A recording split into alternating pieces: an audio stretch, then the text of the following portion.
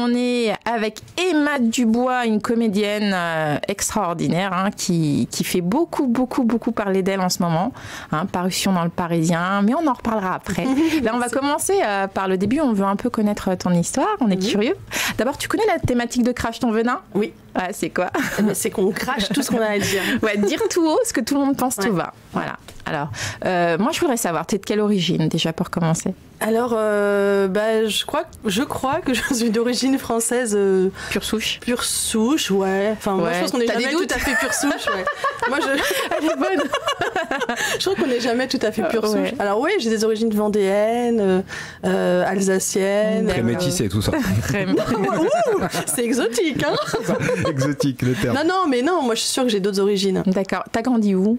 J'ai grandi principalement en région parisienne, à Meudon, dans les Hauts-de-Seine, et j'ai fait 2 années en Bretagne, à Quimper. 2 années extraordinaires ou mémorables ou pas du tout?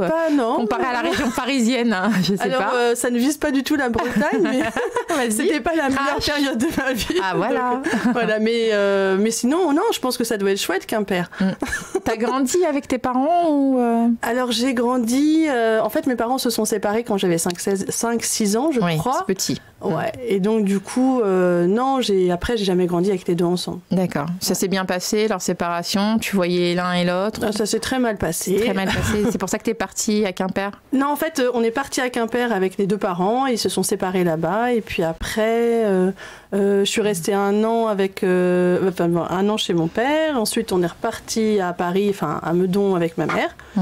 Et puis après, on a refait encore des va-et-vient comme ça, toujours. Une assez bonne entente entre les deux ou pas du tout? Non, pas du tout. Pas du tout. Non, pas du tout. Et toi, tu t'en gardes quoi comme souvenir en tant qu'enfant?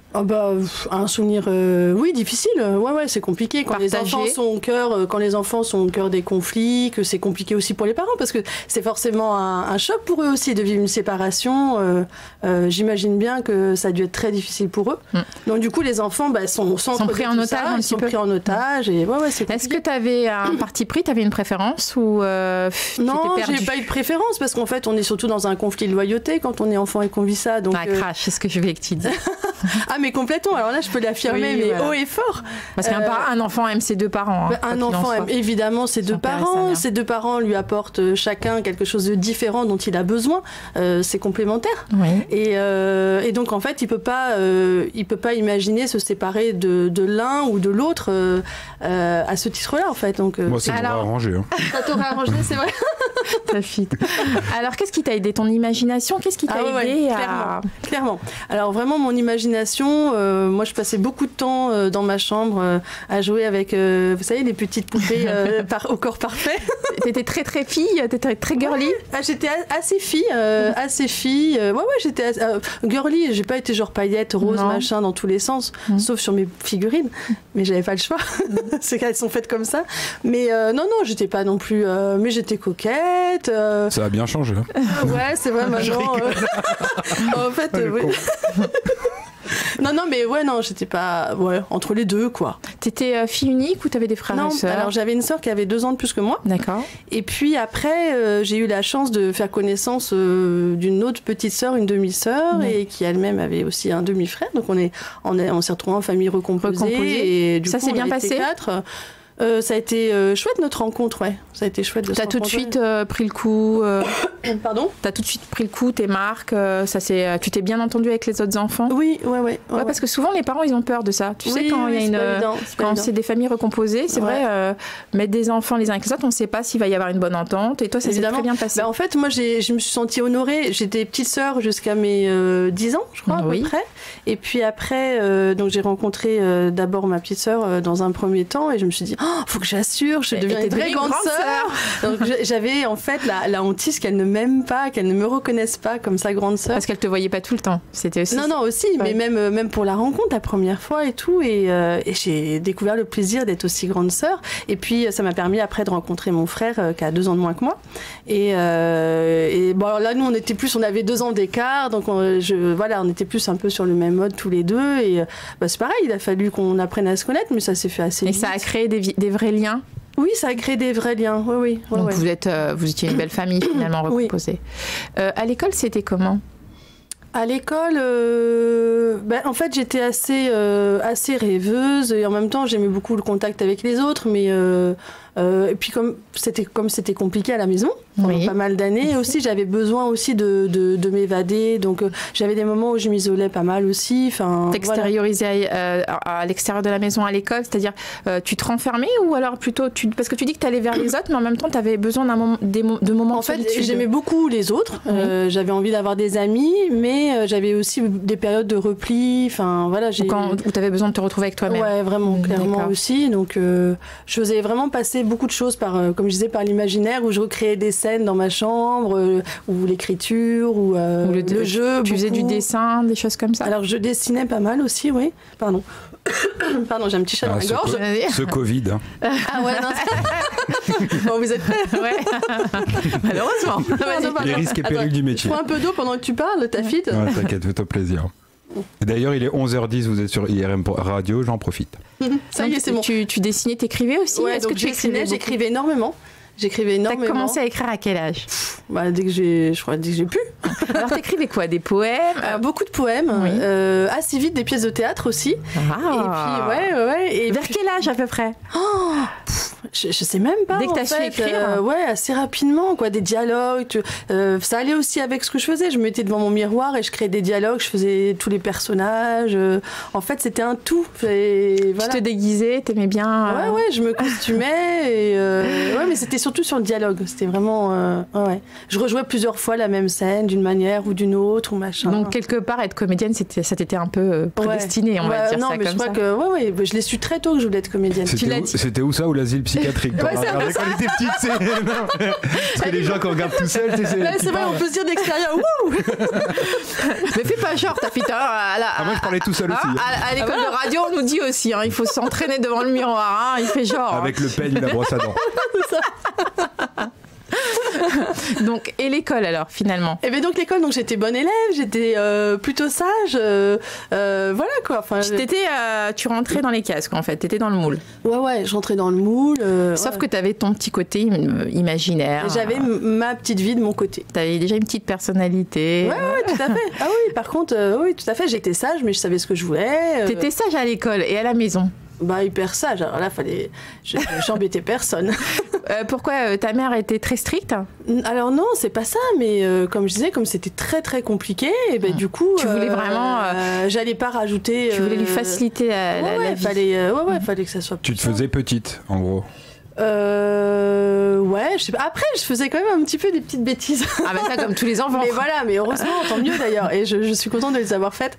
Mais non, mais sinon. T'étais bonne vivante, on va dire ça comme ça. Ouais, j'étais bonne vivante. Malgré la séparation, avec ton imaginaire, ta construction, tu quelque part, tu protégeais un peu ta mère en restant tranquille parce que tu voulais pas en rajouter par-dessus. T'avais cette conscience de l'affect, peut-être à son niveau, à son niveau surtout. Donc déjà, cette sensibilité. Une sensibilité très précise et une intuition. Ouais. Et du coup, tu t'es dirigée, donc tu as dit que tu voulais être comédienne. Tu en as parlé à ta mère? J'en ai parlé très vite autour de moi. En fait, je savais même pas dire le mot actrice. Et j'ai dit je voudrais être acteuse plus tard. Acteuse. Donc, je voulais être acteuse. Et donc très très vite quoi. Enfin, et tes parents, ils se sont dit quoi? Ils se sont dit ça va lui passer. C'est comme quand on dit je vais être chanteuse, je vais être acteuse. Et quand ils ont vu que ça passait pas? Rien, je crois qu'ils ont subi. Adolescente rebelle ou pas? Ouais, comme rebelle. Raconte un peu. En fait, qu'est-ce que tu faisais? Qu'est-ce que je faisais? C'était une époque en fait de ma vie où j'étais partie vivre chez mon père et qui travaillait beaucoup. Oui. Et je voyais pas beaucoup ma mère. Donc du coup, j'étais assez... Tu pouvais faire ce que tu voulais. C'est libre. Ça arrive beaucoup, ça. Ouais, donc j'étais assez libre, effectivement. Il y a beaucoup de femmes infirmières qui laissent leurs enfants comme ça à l'adolescence. On fait ce qu'on veut. Faut faire gaffe, mesdames. Donc j'étais assez libre. Et puis c'est vrai que j'ai été éduquée par mon père qui nous disait toujours faut être des bons vivants. Mes filles, soyez des hommes. Déjà l'idée, hein. Ouais, c'est ça, voilà. Ah, c'est pour ça. Ouais, c'est pour... ouais, tu vois, c'est pour ça. Donc du coup, je me sentais assez libre, quoi. Et les petits copains, alors? C'est venu tôt, pas tôt. Assez tôt. Assez tôt maintenant, quand je compare, moi, ça me semblait normal, mais. Et non, mais 9 ans, ça va. Hein. Ouais, non, un peu plus tard quand même. Non, mais sympa, oui, sympa. Bah, j'étais curieuse en fait de la vie. Ouais. Donc du coup, ouais, j'ai eu beaucoup Tes premières d'amis, quoi. Tes premières amours, ça s'est bien passé? Oui, ça a été. Ça a été. Ouais, ça a été vraiment le premier garçon avec qui je suis restée 2 ans et demi quand même. Voilà, c'est beaucoup 2 ans et demi. Ouais, 2 ans et demi. C'était à quel âge? J'avais 16 ans. Ah ouais, j'avais 16 ans. Donc t'es partie tôt déjà de chez toi? Non, mais j'ai pas vécu avec lui. Ah oui, d'accord. Quand même. Non, j'ai pas vécu avec lui. Non. Mais ouais, donc oui, je savais que je ferais pas ma vie avec lui, mais qu'on avait un petit moment à vivre ensemble, quoi. Sensible, toujours aussi sensible. Tu lui faisais des poèmes? Oui, sans doute, j'ai dû lui en faire. Ouais, de toute façon, quand j'aime, je fais des poèmes. Hein. Est-ce que les gens t'inspirent beaucoup? Justement, pour l'écriture. Tu te bases sur quoi? Sur ton environnement, sur les gens, sur ton ressenti? Sur mon ressenti essentiellement. C'est-à-dire que j'ai vraiment... parfois, je ressens des choses très, très fortement et j'ai besoin que ça passe par l'écrit. Tu l'extériorises comme ça? J'ai vraiment besoin de ça. Donc, ça peut être l'écrit ou ça peut être la scène. Mais je peux pas faire autrement en fait. Tu as commencé à écrire très tôt, donc tous tes petits calepins, tu les as gardés, tous tes petits carnets. Ouais. Est-ce que des fois ça t'arrive de... Ah ouais, mais ça me donne le cafard. Parce que bon, reprendre des écrits d'adolescente, tu vois. Ou alors ils sont rangés dans une boîte. Ils sont rangés dans une boîte et je les reprends rarement. Et quand je retombe dessus, je me dis, ah ouais. Quand il y a un sentiment, quand il y a un besoin seulement, tu y retournes. Ouais, non, c'est très rare. Je tombe dessus par hasard et parfois je résiste pas, j'ouvre un petit papier et puis je suis pas très... j'aime pas trop regarder en arrière. Je préfère aller de l'avant. Ouais, vraiment. Et puis en fait, ça me donne vite un sentiment de tristesse. Donc je suis pas fan de ça. Ouais, t'es débordée très très vite par les émotions. Ouais, je déteste ça en fait. Je déteste ça. Ça peut être des lieux, des odeurs, même des personnes. Oui. Revenir en arrière comme ça, pour moi, c'est toujours un énorme bouleversement. J'ai même du mal à supporter. Et pourtant, t'as eu une enfance assez heureuse. De ce non, que tu pas tellement en fait. Crash. Avec le plus grand sourire. Non mais parce que c'est pour ça, je regarde le contexte et je me dis bon, c'est quoi en fait ce qui t'a marqué de ton enfance? Ce que tu retiens le plus, c'est que le fait que tu n'aimes pas revenir en arrière. Qu'est-ce qui a eu un impact? Mais est-ce qu'il y a eu un impact le plus fort pour moi? Ça a été quand même parce que la séparation de mes parents, enfin le divorce a mis plus de 7 ans. Donc c'est long. C'était très très long, donc ça veut dire 7 ans de procédures, de combats. C'est bien de le dire parce que c'est le cas de beaucoup de femmes même actuellement. Évidemment, avec évidemment les enfants au centre de ça, comme je le disais au début. Et forcément, personne n'en sort indemne et c'est du quotidien parce qu'on le vit au quotidien. C'est pas juste une fois parce qu'il va y avoir un jugement qui va être prononcé ou machin. Donc ça se vit au quotidien aussi pour les enfants. T'as vu la peur dans les yeux de ta mère de vous perdre? Dans les yeux de ta mère. Oui, non, j'ai bien compris, mais je réfléchis à ma réponse. Je l'ai vu dans les yeux de ma mère et je l'ai vu dans les yeux de mon père. Dans les yeux des deux parties. Et les deux ont été exposés à ça et ça a été extrêmement compliqué. Et oui. Tu t'es sentie perdue. Évidemment. Et donc en fait, pour moi, si je devais résumer en donnant une image, j'ai eu l'impression qu'on était sur un radeau en plein naufrage et ça a duré 7 ans. Alors 7 ans, c'est la procédure de divorce, mais ça veut dire qu'avant déjà ça va pas, et ça veut dire qu'au moment où le divorce est prononcé, ça va toujours pas. Ah c'est beaucoup. Donc en fait, ça a bouffé toute mon enfance, de mes 5-6 ans jusqu'à ce que je devienne adulte et que je m'en aille. Jusqu'à tes 16 ans à peu près. Non, au-delà, jusqu'à ce que je devienne vraiment adulte. Ouais. D'accord. Ouais. Et pourtant tu disais qu'il y avait quand même une bonne entente. Une bonne entente avec mes frères et sœurs, mais mes parents, ils ont vécu des moments extrêmement difficiles tous les deux, donc ils étaient vulnérables, fragiles. Est-ce que ta mère avait de la famille sur qui s'appuyer? Oui. Et ton père aussi? Oui, aussi. D'accord. Oui, aussi. Ouais. Donc c'était vraiment en interne qui passait pas, quoi. Ouais, c'était vraiment compliqué. En fait, quand on sent que ses parents sont perdus, c'est très difficile en tant qu'enfant parce que on se dit il n'y a plus d'amour déjà. Alors d'amour entre eux, mais il y avait de l'amour envers nous. Parce qu'ils disent souvent les enfants, ils sont plus amoureux. C'est vrai, les enfants disent souvent ils sont plus amoureux. Donc ils ont déjà cette sensation que tiens, papa n'aime plus maman. C'est drôle, tout petit. Ils te disent ils sont plus amoureux. Ouais. Enfin ils le décrivent à leur manière. Alors c'est vrai que moi, comme j'ai connu ça assez tôt, j'ai plus de souvenirs de mon papa et de ma maman pas amoureux que l'inverse. Exactement. Donc c'est pas trop ça, mais c'est plutôt cette insécurité affective, et c'est financière aussi, de travail aussi, parce que forcément ça touche à tout, ça touche forcément quand on n'est pas bien, on a plus de mal à travailler, ça veut dire le climat familial. C'est le cas de beaucoup de parents dépressifs déjà. Évidemment. Donc du coup, ça l'enfant, il le perçoit, il le ressent, et puis faut être sacrément fort en tant que parent pour réussir à mettre un filtre entre ce qu'on vit et ce qu'on transmet à ses enfants. Et bien évidemment que mes parents n'ont pas pu toujours mettre ce filtre-là, donc nous on recevait tout comme ça. Donc toi, ton conseil pour les parents qui vivent ce genre de cas, ça serait de mettre un filtre. Évidemment. Afin de protéger l'enfant qui, lui, le ressent complètement différemment. Ouais. Aimant sa mère, aimant son père, ne comprenant plus le manque d'amour pour l'un et l'autre, en fait. Ouais. Parce que c'est vrai que ça les déstabilise, les enfants, pour leur venue dans ce monde.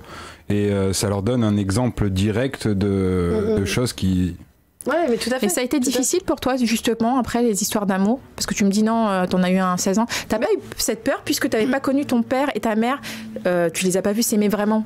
Alors après, mon père, il a rencontré aussi une femme, ma belle-mère, donc je les ai vus s'aimer aussi. Ah voilà, donc tu as eu un exemple quand même. Voilà, et ma mère aussi a rencontré un homme qu'elle a aimé aussi. Donc, ça t'a rassuré? Tu t'es dit, bon, c'est possible? Je sais pas, je crois qu'en fait, j'avais déjà décidé de faire ma vie...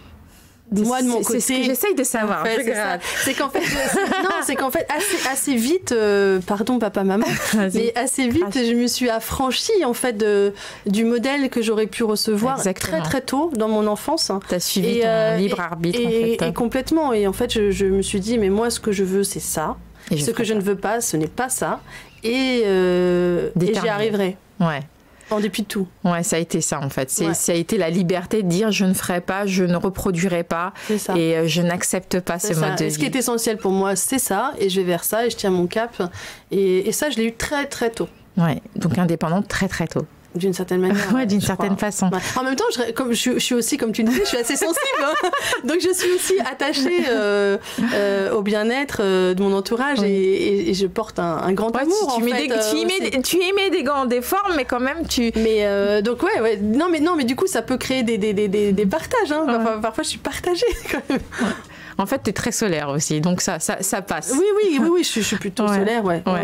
Et donc, au niveau des études, donc, tu es partie de la maison à quel âge? Tu as commencé à prendre ton chemin pour devenir comédienne? Comment tu as fait? Alors, en fait, j'ai commencé le théâtre quand j'avais 10 ans au conservatoire de ma ville, donc jusqu'à mes 17 ans. Déjà, tu as été acceptée facilement au conservatoire? Je ne sais plus comment ça s'est fait, mais je me souviens très bien passé. Il n'y a pas eu de... Non. Et donc après, de mes 10 ans à 17 ans, j'ai suivi des cours d'art dramatique dans ce conservatoire, et puis après, je savais toujours que je voulais en faire mon métier, hein, donc j'ai plus jamais cessé de faire du théâtre.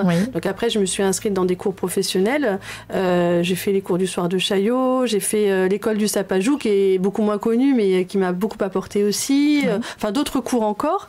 T'as fait Studio 34. J'ai fait Studio 34, exact. Oui, c'est vrai, c'est drôle ça. Ça aurait pu se passer. Bah ouais. Et en parallèle de ça, j'ai suivi des études de lettres modernes, donc après mon bac, parce que j'ai fait un bac littéraire. Et voilà, en fait, à la fac. Et comment tu as réussi à en vivre? J'ai réussi à en vivre comment T'as fait des petits boulots, comment t'as fait pour t'en sortir? Alors évidemment, j'ai fait des petits boulots. Évidemment, j'ai fait des petits boulots, j'ai fait mon premier petit boulot, j'étais serveuse en boulangerie, un mois, hein. J'ai fait les boulots d'été, j'ai travaillé en maison de retraite aussi, parce que ma mère travaillait. Tu faisais la fourmi, t'économisais comment t'étais en fait? Non, alors au début, comme j'y vais encore chez mon père, c'était plutôt pour faire des voyages l'été à l'étranger, j'avoue. J'adore voyager. Un tapis, Pourquoi un tapis? Tapis aussi, j'aime bien les voyages. Pendant 7 ans et ah ouais, bah oui. Hein. Oh là là, mais tu vas me faire rêver. Et une fois qu'on a goûté, on est piqué. C'est horrible. C'est juste horrible en fait. C'est juste horrible. Donc, parce que moi en fait, j'aime beaucoup ce qui est différent. J'aime être dépaysée. J'aime trop ça, être désemparée. Déjà, ça fait travailler ton imagination et puis les cultures. T'aimes aussi les cultures. Mais carrément. Donc ça me rend folle ça. Donc du coup, j'ai fait ça au début, puis après quand même, je suis partie dans mon petit studio.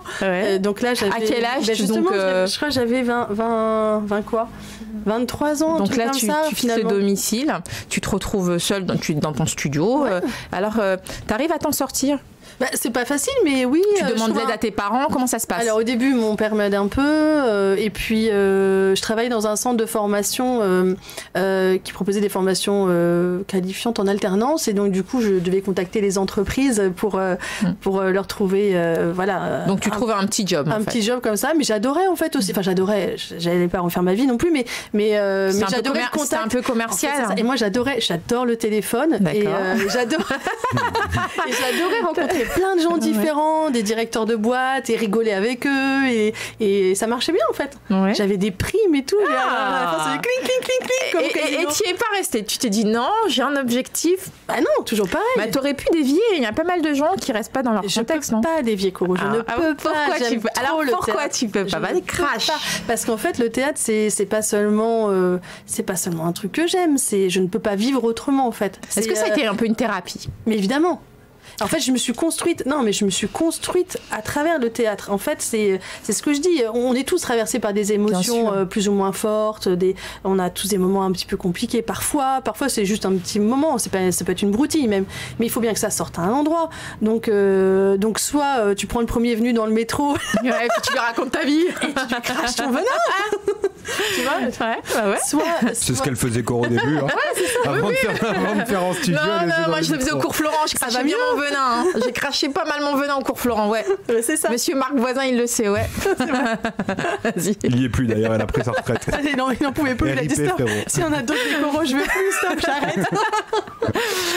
Et non, voilà. Donc soit tu fais ça, soit moi je pars du principe que l'art, quel qu'il soit, sublime des choses qui parfois sont abjectes. Et d'ailleurs, l'art, ce n'est que ça. Enfin, à chaque fois que je vois une œuvre d'art et qu'elle me touche, je me dis mais derrière la personne, elle a bien morflé. Il y a une énergie. Et on le sent, et c'est ça qui est touchant, et c'est ça qui est beau. Et donc du coup, moi, je me suis construite avec ça. C'est que ça n'allait pas, paf, je prenais un stylo, ça n'allait pas, paf, je jouais, et donc du coup, en fait, c'est comme l'air que je respire. Le théâtre, je ne peux pas faire autrement. Ouais, tu peux pas vivre sans. Non. Est-ce que tu t'es imaginé un jour que tu ferais une parution dans le Parisien?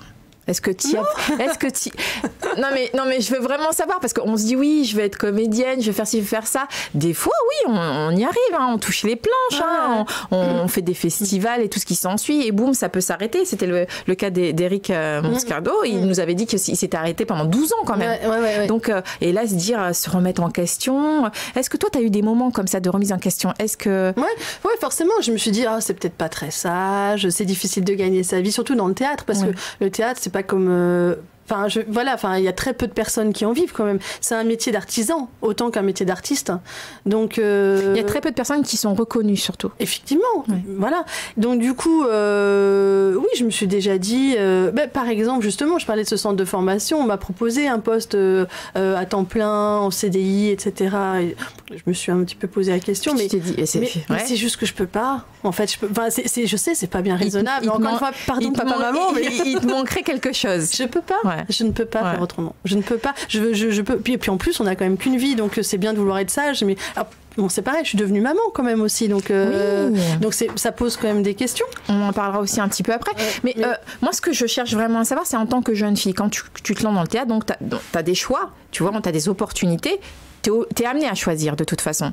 Soit tu restes dans le théâtre, soit tu prends un petit boulot à côté, sauf si t'es Crésus. Donc t'as choisi de continuer. Et à aucun moment tu t'es découragée, à aucun moment tu t'es dit, parce que c'est dur, il y a pas mal de femmes qui veulent faire ça, de jeunes filles qui veulent être comédiennes. À aucun moment t'as eu, je sais pas, t'as vécu des choses, des castings qu'il fallait pas, Si, mais parle-nous un peu, parle aussi du mauvais côté. Je peux cracher là-dessus, je vais cracher, mais juste pour répondre, non, je me suis jamais découragée. Par contre, effectivement, j'ai vécu des moments ouf, un peu compliqués. Mais ouais, surtout quand t'as 19, 20 ans. T'es jolie, hein. Tu vois, merci, c'est gentil. Non, mais c'est vrai, quand t'es... J'avoue. Merci, vous êtes adorable, vous êtes trop mignon. Mais en fait, c'est même pas la question. Je pense que malheureusement, il y a des prédateurs. Partout. Et en fait, qui aiment la chair fraîche. Dans tous les milieux, mais beaucoup dans le domaine du spectacle. En fait, le problème, c'est que dans tous les milieux, évidemment, mais là, il y a un rapport de pouvoir un peu quand tu passes un casting ou une audition. Donc forcément, tu peux facilement faire des mauvaises rencontres. Ouais. Quelle est ta pire anecdote ? T'en as une ? Un souvenir, même sans donner, si tu veux pas donner de nom, mais une anecdote vraiment qui t'a marqué où tu t'es dit plus jamais, par exemple, je sais pas. Non, moi j'ai eu deux très mauvaises expériences, donc c'est plus de l'ordre de l'anecdote. D'accord, vas-y. Voilà, non mais là pour le coup c'est vachement personnel. Non, mais du coup c'est vrai que c'est des choses, je veux en parler quand même parce que c'est des choses qui peuvent pour les jeunes filles, arrêter des jeunes filles. C'est pour ça que j'en parle. Voilà, c'est qui peuvent arrêter des jeunes filles et il faut vraiment border les choses quoi, c'est-à-dire que pas répondre à des petits castings.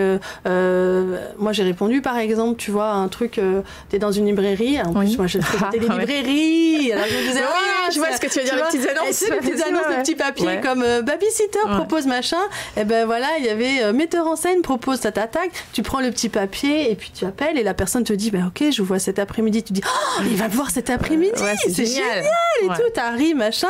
Bon, la suite, je la raconterai pas, mais c'est un truc de dingue. Parce qu'en fait, t'as les yeux qui brillent et tu sais pas ce qu'il y a derrière. Et en fait, tu tombes sur un sombre connard. Et là, c'est un euphémisme.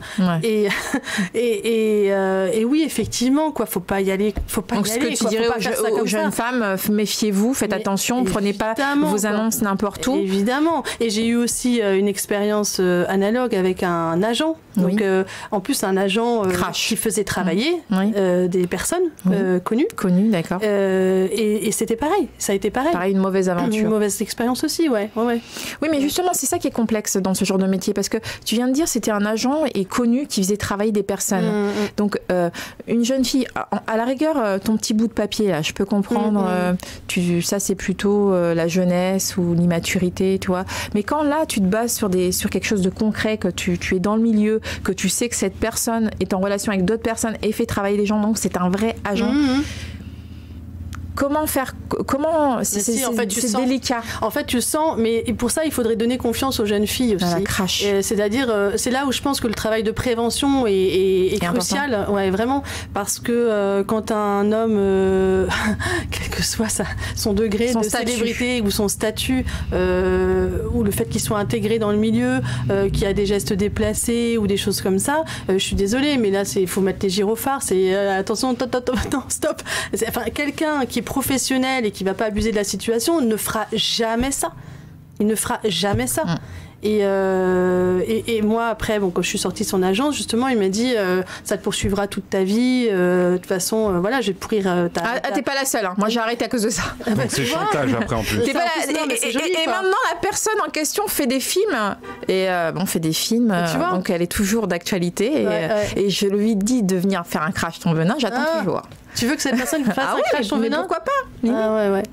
Moi, ça me met très en colère. Franchement, ça me met très, très en colère. Alors là, pour le coup, du fiel, j'en ai, quoi. Du venin, j'en ai. Non, mais ça me rend folle, quoi. Enfin, c'est que des personnes abusent comme ça de leur pouvoir. Encore une fois, moi, j'ai dit, là, maintenant, je suis maman. Oui. Moi, ça m'est arrivé, j'avais 19 ans. Oui. 19 ans, mais tu sais que ça arrive une gamine. Ça arrive aussi. Je sais maintenant, quoi, qu'il y a une gamine. Mais ça arrive aussi. C'est pas une question d'âge pour moi. Parce que les prédateurs, il y a des femmes de 30 ans qui en paraissent, par exemple, 20 ou 25. Des prédateurs, ça reste des prédateurs. Et à 30 ans, une femme de 30 ans, surtout, on va parler d'âge, c'est très bien. En France, on sait bien, il y a eu des émissions où certaines personnes ont dit certaines choses sur les femmes d'un certain âge. Et on sait bien que dans le milieu comédien, comédienne, il y a comme une date de péremption, on va dire. On fait attention à tout ce qu'on dit faites maintenant. Gaffe, les filles, vous y êtes proches. Voilà. Et du coup, souvent, les agents utilisent. Non, mais je te jure que c'est vrai. Attention, tu arrives à ce stade. Si tu veux ce rôle, et tu peux le faire. Je peux m'arranger pour que tu le fasses, mais tu dois passer à la casserole. Mais en fait, tous les leviers sont possibles parce qu'on peut dire, tu sais, Maminette, t'es jeune, je vais t'apprendre la vie, viens avec moi sur le canapé. Ou ça peut être, tu sais, t'es plus toute fraîcheur, ma chérie. C'est ce que j'aime. Moi, je vais pouvoir t'aider. T'inquiète pas. On peut soulever, on peut lever tous les leviers. Ouais, on peut y aller. Ça arrive vraiment. Tant qu'on est malveillant, enfin, je veux dire, tous les arguments sont bons, évidemment, quoi. Évidemment. Mais non, mais moi, ça me rend dingue. Et donc, toi, t'as su, finalement, tu as échappé à tout ça et tu t'es dit, ça va pas m'atteindre. ça m'atteindra pas. Je vais aller au bout de mes objectifs. Je vais continuer. Il y a des cons partout. Je suis tombée sur des cons, mais j'avance. Oui, bien sûr. Qu'est-ce que tu as fait? Tu t'es entourée Après, j'ai fait super gaffe aux personnes que je rencontrais déjà. Et puis, j'ai évité les mauvais plans dans un endroit sombre et glauque. Ça, j'ai cessé aussi. Ouais, après, j'ai répondu aux annonces Pôle emploi. Après l'annonce de l'agent aussi qui était reconnu. Comment tu as fait en fait? Est-ce que tu as eu peur quand tu allais à tes projets? Est-ce que tu y allais accompagner? Non, j'y allais pas forcément accompagner, mais j'y allais avec la trouille. T'avais toujours la boule au ventre. Ouais, toujours. Et j'avais des antennes. Justement, qu'est-ce que tu faisais pour te décontracter? Parce que quand tu viens pour un casting. Tu peux pas te permettre d'être contracté. Bah si. Si, forcément. Tu dirais que ça a eu un impact sur ton jeu? Mais évidemment. Enfin, mais plus que ça, pas que sur mon jeu, sur ma vie de femme. Enfin, je veux dire, quand tu traverses certains trucs, évidemment que ça a un impact. T'as du mal à t'en remettre. Ouais, tu t'en remets. Mais il peut te falloir du temps. Et puis, de toute façon, moi, je donne pas ma confiance. Déjà, assez vite, enfant, j'avais appris qu'il fallait pas trop donner sa confiance. Alors, ce genre d'expérience, ça t'aide pas non plus. Moi, je donne pas ma confiance à n'importe qui. Par contre, quand je la donne, c'est le cœur est grand ouvert. C'est généreuse, ouais. Et d'ailleurs, Lydie Cora me fait confiance pour donner l'heure. Il est 11h35. Vous êtes sur je te fais pas confiance, tu donnes mon prénom. T'as vendu. T'as vu?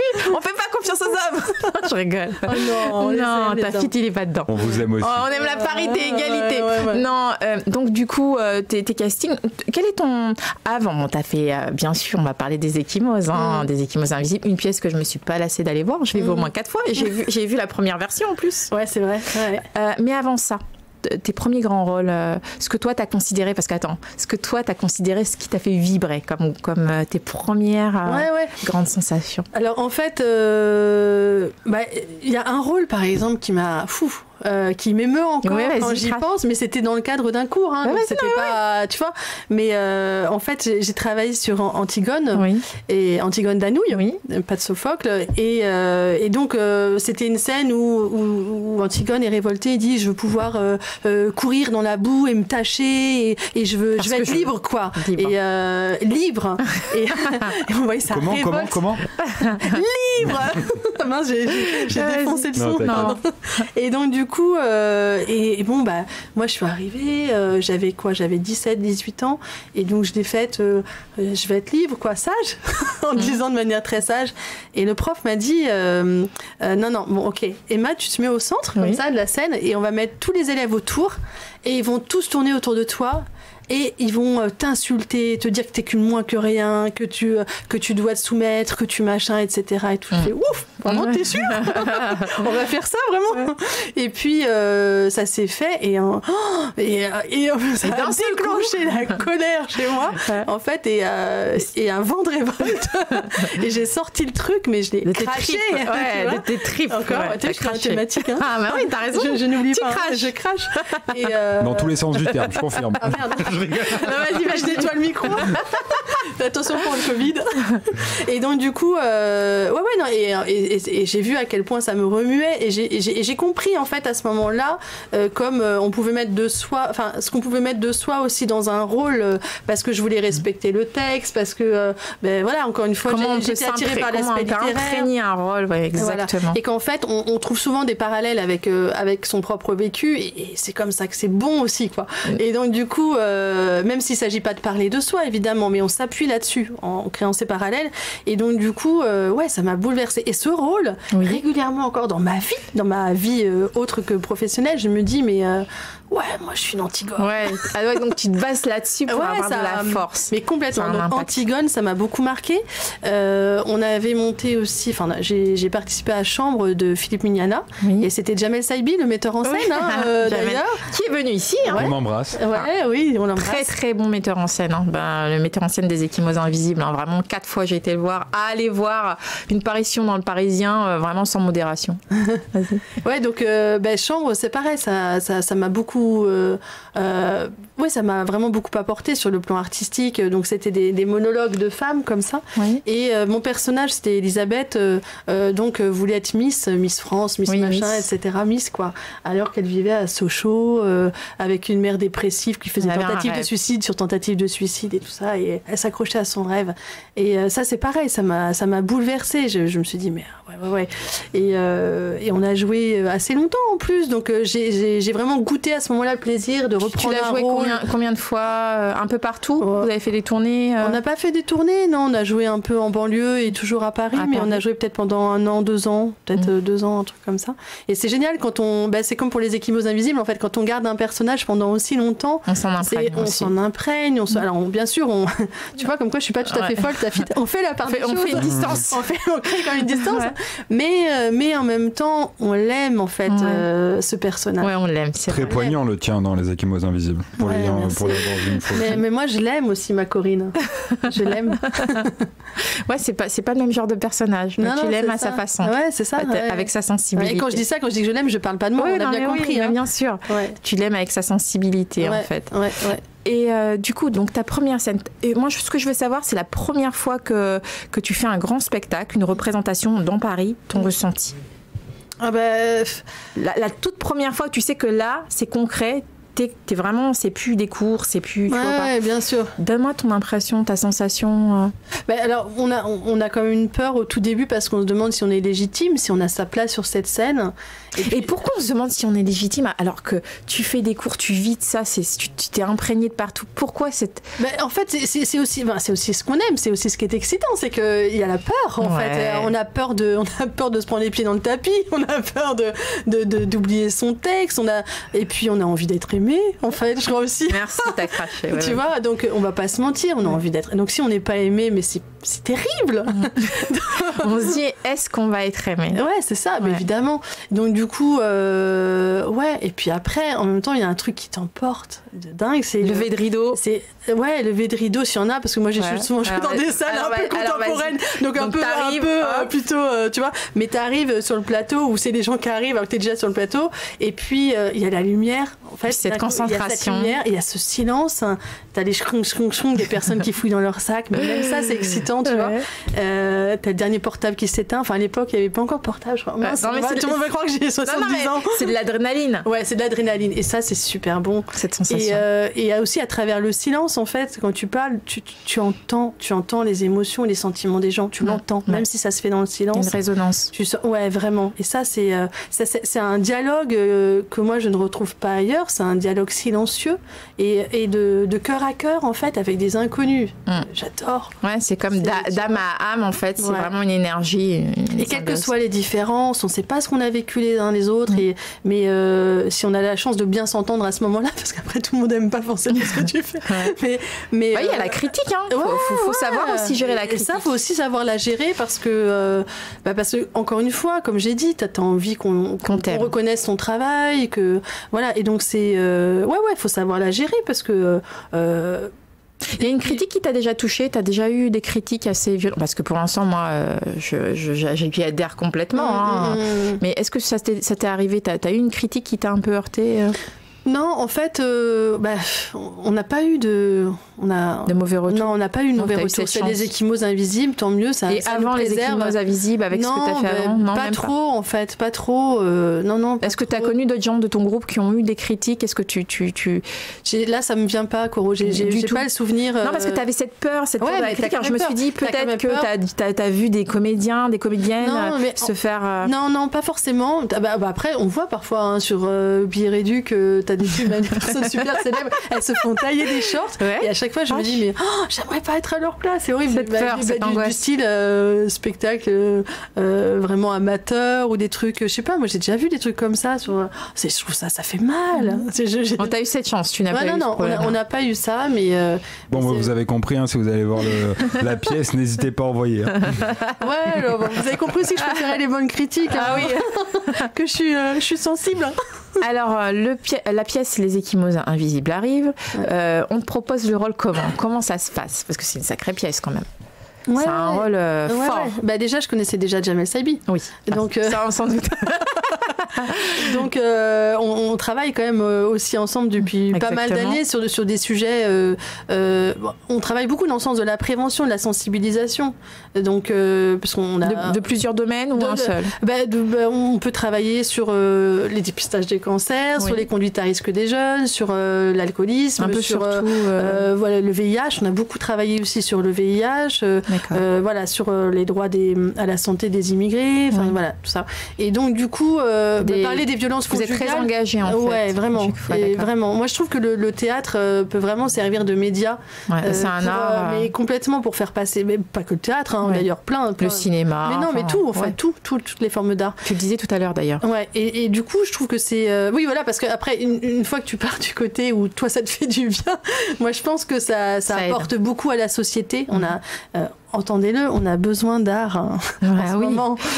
Ça, il faut le dire, hein, parce qu'avec tout ce qui ferme, je le crache aussi. On a besoin de resto, on a besoin de pouvoir s'éclater. On a besoin de resto, on a besoin d'art, on a besoin de tout ça. De vivre, simplement. De vivre. Bon, alors, du coup, ça m'a perdu. C'est un bon courage, vraiment, pour les personnes qui vont traverser. Alors, vraiment, un énorme bon courage. Ouais, pour tous les artistes, d'ailleurs. Pour tous ceux qui souffrent en ce moment. L'art vivant, moi, j'en ai parlé ici. L'art vivant, je ne sais pas si c'était avec Eric ou avec un autre invité. On en parle souvent. J'en parle souvent. Parce que c'est beaucoup, tout est sur les réseaux et tout ça, mais l'art vivant, c'est quelque chose d'unique. Bon, maintenant on n'a plus le choix, mais c'est vrai que ça n'a rien à voir. Aller voir une pièce, évidemment, et la vivre à travers un écran interposé, c'est pas du tout il n'y a plus la même. Ce sont deux exercices différents, aussi bien. On peut s'adapter, on s'adapte à tout de toute façon. Non, mais c'est pas la même réception. En fait, c'est juste pas la même. C'est pas le même. C'est pas la même chose. C'est pas la même œuvre. C'est pas pareil. Je dis souvent ici. Ça fait pas écho de la même manière. Enfin, c'est deux choses différentes. Que le gouvernement, il faut vraiment que les artistes, ils sont en train de sombrer. Oui, alors les artistes vivent vraiment une situation très très compliquée en ce moment, mais bon, évidemment, on pense à tous les autres aussi, pas seulement les artistes. Moi, enfin, c'est très dur ce qui se passe en ce moment. C'est très très difficile. Pour les échymoses, on va revenir sur les échymoses invisibles. Donc tu as eu le rôle. Donc voilà, donc du coup voilà, et donc c'était assez naturel. Mais qu'est-ce qui t'a plu ? Tu étais libre de dire oui ou de dire non. Pourquoi tu as dit oui ? Alors. Je crois que je ne savais pas à ce moment-là pourquoi j'avais dit oui, mais que maintenant je sais pourquoi j'ai dit oui. À ce moment, on peut a posteriori, bien sûr. On peut. C'était possible. Pourquoi j'ai dit oui déjà ? Non, si. Pourquoi je croyais que j'avais dit oui ? Vas-y. C'est déjà, j'ai adoré le texte de Jamel. Oui. Je trouve magnifique. Et aussi partir sur un huis clos comme ça entre un homme et une femme, je trouve ça super intéressant de se confronter à ça. Et puis la question de la violence est aussi un sujet qui m'a toujours... D'actualité aussi. D'actualité, mais moi qui m'a toujours aussi intéressée. J'ai même fait un stage avec Hans-Peter Klaus sur le traitement de la violence au théâtre. Je me demandais comment est-ce qu'on pouvait faire ça, sachant que moi j'ai une peur bleue de la violence. Oui. Et donc du coup, voilà, comment dépasser ça ? Donc voilà, j'essayais de trouver des réponses à travers ce stage. Ça fait pas mal d'années maintenant, je crois que ça fait 15 ans ou 16 ans que j'ai fait. Ça fait un moment. Mais là, retrouver cette thématique, ça m'intéressait. Parce que je n'étais pas allée au bout encore de cette interrogation. Bon, d'ailleurs, on n'arrive jamais au bout. Mais, et donc du coup, là, ça m'intéressait aussi. Voilà. Maintenant, je sais pourquoi. Alors, vas-y. Pourquoi j'ai dit oui aussi. C'est que j'ai envie de défendre Corinne. C'est mon personnage dans Les Échymoses Invisibles. Parce que on a tendance à penser, et on veut donner à penser, que les femmes qui subissent des... Mais je vais vraiment le dire, qui subissent des violences, quelles qu'elles soient, conjugales c'est ou de leur autres. faute. Ouais, c'est de leur faute. Non, mais tu vois, mais pour faire un raccourci. Mais non, mais je suis sûre qu'il y a des femmes qui l'entendent, ça, quand même. Nous, ça nous semble un raccourci énorme, mais il y a des femmes qui l'entendent et c'est très douloureux. Ça se rajoute à la douleur de ce qu'elles vivent déjà, initialement. Mais qu'est-ce que tu allais dire sur Corinne ? Et bien, ce que j'allais dire sur Corinne, c'est que donc on a tendance à la voir comme une personne vulnérable, faible, comme un paillasson, comme un... On voit pas sa force intérieure. Alors qu'en fait, subir comme ça pendant 24 ans autant de violence... en étant maman de 2 enfants, des violences psychologiques, des violences physiques, de l'humiliation comme ça en permanence au quotidien. J'en parle comme si elle existait. Mais oui, elle existe.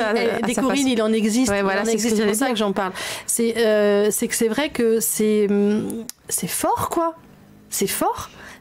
Donc moi, au contraire, j'ai envie de leur tirer mon chapeau aux femmes qui subissent ça. Le degré de tolérance. C'est ça. Et donc je suis vraiment heureuse de pouvoir montrer. Alors, je sais que mon personnage apparaît comme vulnérable, ça, je ne me leurre pas là-dessus, mais en même temps, je voudrais qu'on puisse sentir aussi sa force, et sa combativité. Ouais. Et parce que même si le périple est difficile, s'il est lourd, il est très long, mais les femmes qui s'en sont sorties le diront, quoi. Enfin, elles ont déplacé des montagnes pour protéger leur enfant, pour se protéger elles-mêmes, et moi je suis admirative. Oui, et du coup, ce personnage, il te tient les tripes, complètement. En fait. Et aussi, il y a aussi autre chose là sur le plan plus personnel, c'est que moi je ne me montre pas vulnérable comme ça face à un homme. Bah, tu disais tout à l'heure, ton père t'a dit il faut être forte. Ouais. Donc moi c'est sois un homme. Ouais, c'est ça. Alors moi j'aimerais bien d'ailleurs dire à mon père que je suis une femme et qu'une femme est forte. Mais ça, spécial dédicace. Papa. J'ai pas besoin d'être un homme pour être forte. Mais sinon, donc du coup ça m'a perdu. Non, mais du coup ce personnage t'a montré son intérieur et finalement cette force intérieure. C'est ça. Ce que je voulais dire, c'est que donc je ne me montre jamais vulnérable comme je le suis comme ça sur scène. D'accord. Ça, c'est un truc dans ma vie.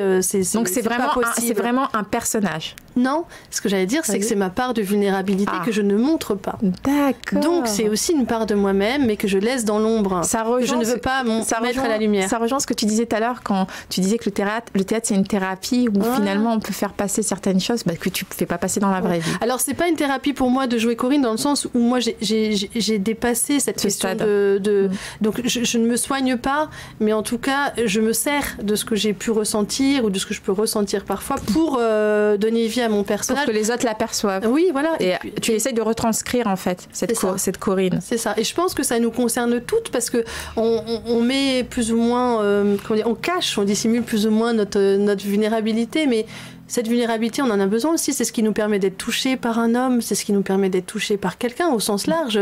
C'est qu'à un moment donné, on baisse les armes, on pose les armes. Exactement. Et on dit voilà, je suis là avec toi. Et donc du coup, ça, tu peux pas le faire avec tout le monde, tu peux pas le faire n'importe quand. Il faut avoir confiance. Cette vulnérabilité, comme tu dis, pas mal de monde n'arrive pas même à la sortir ou à l'exprimer. Effectivement. Ouais. Donc pour moi, c'était aussi une gageure de me montrer à nu, comme ça, sur cette partie de moi-même. Et devant, foule.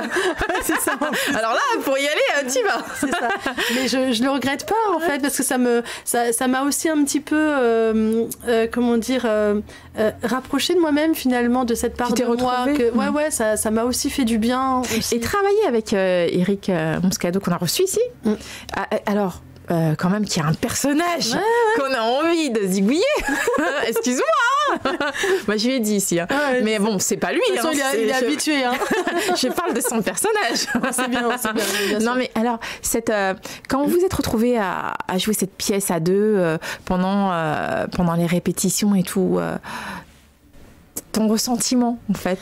En fait, c'est assez marrant parce que c'est naturel.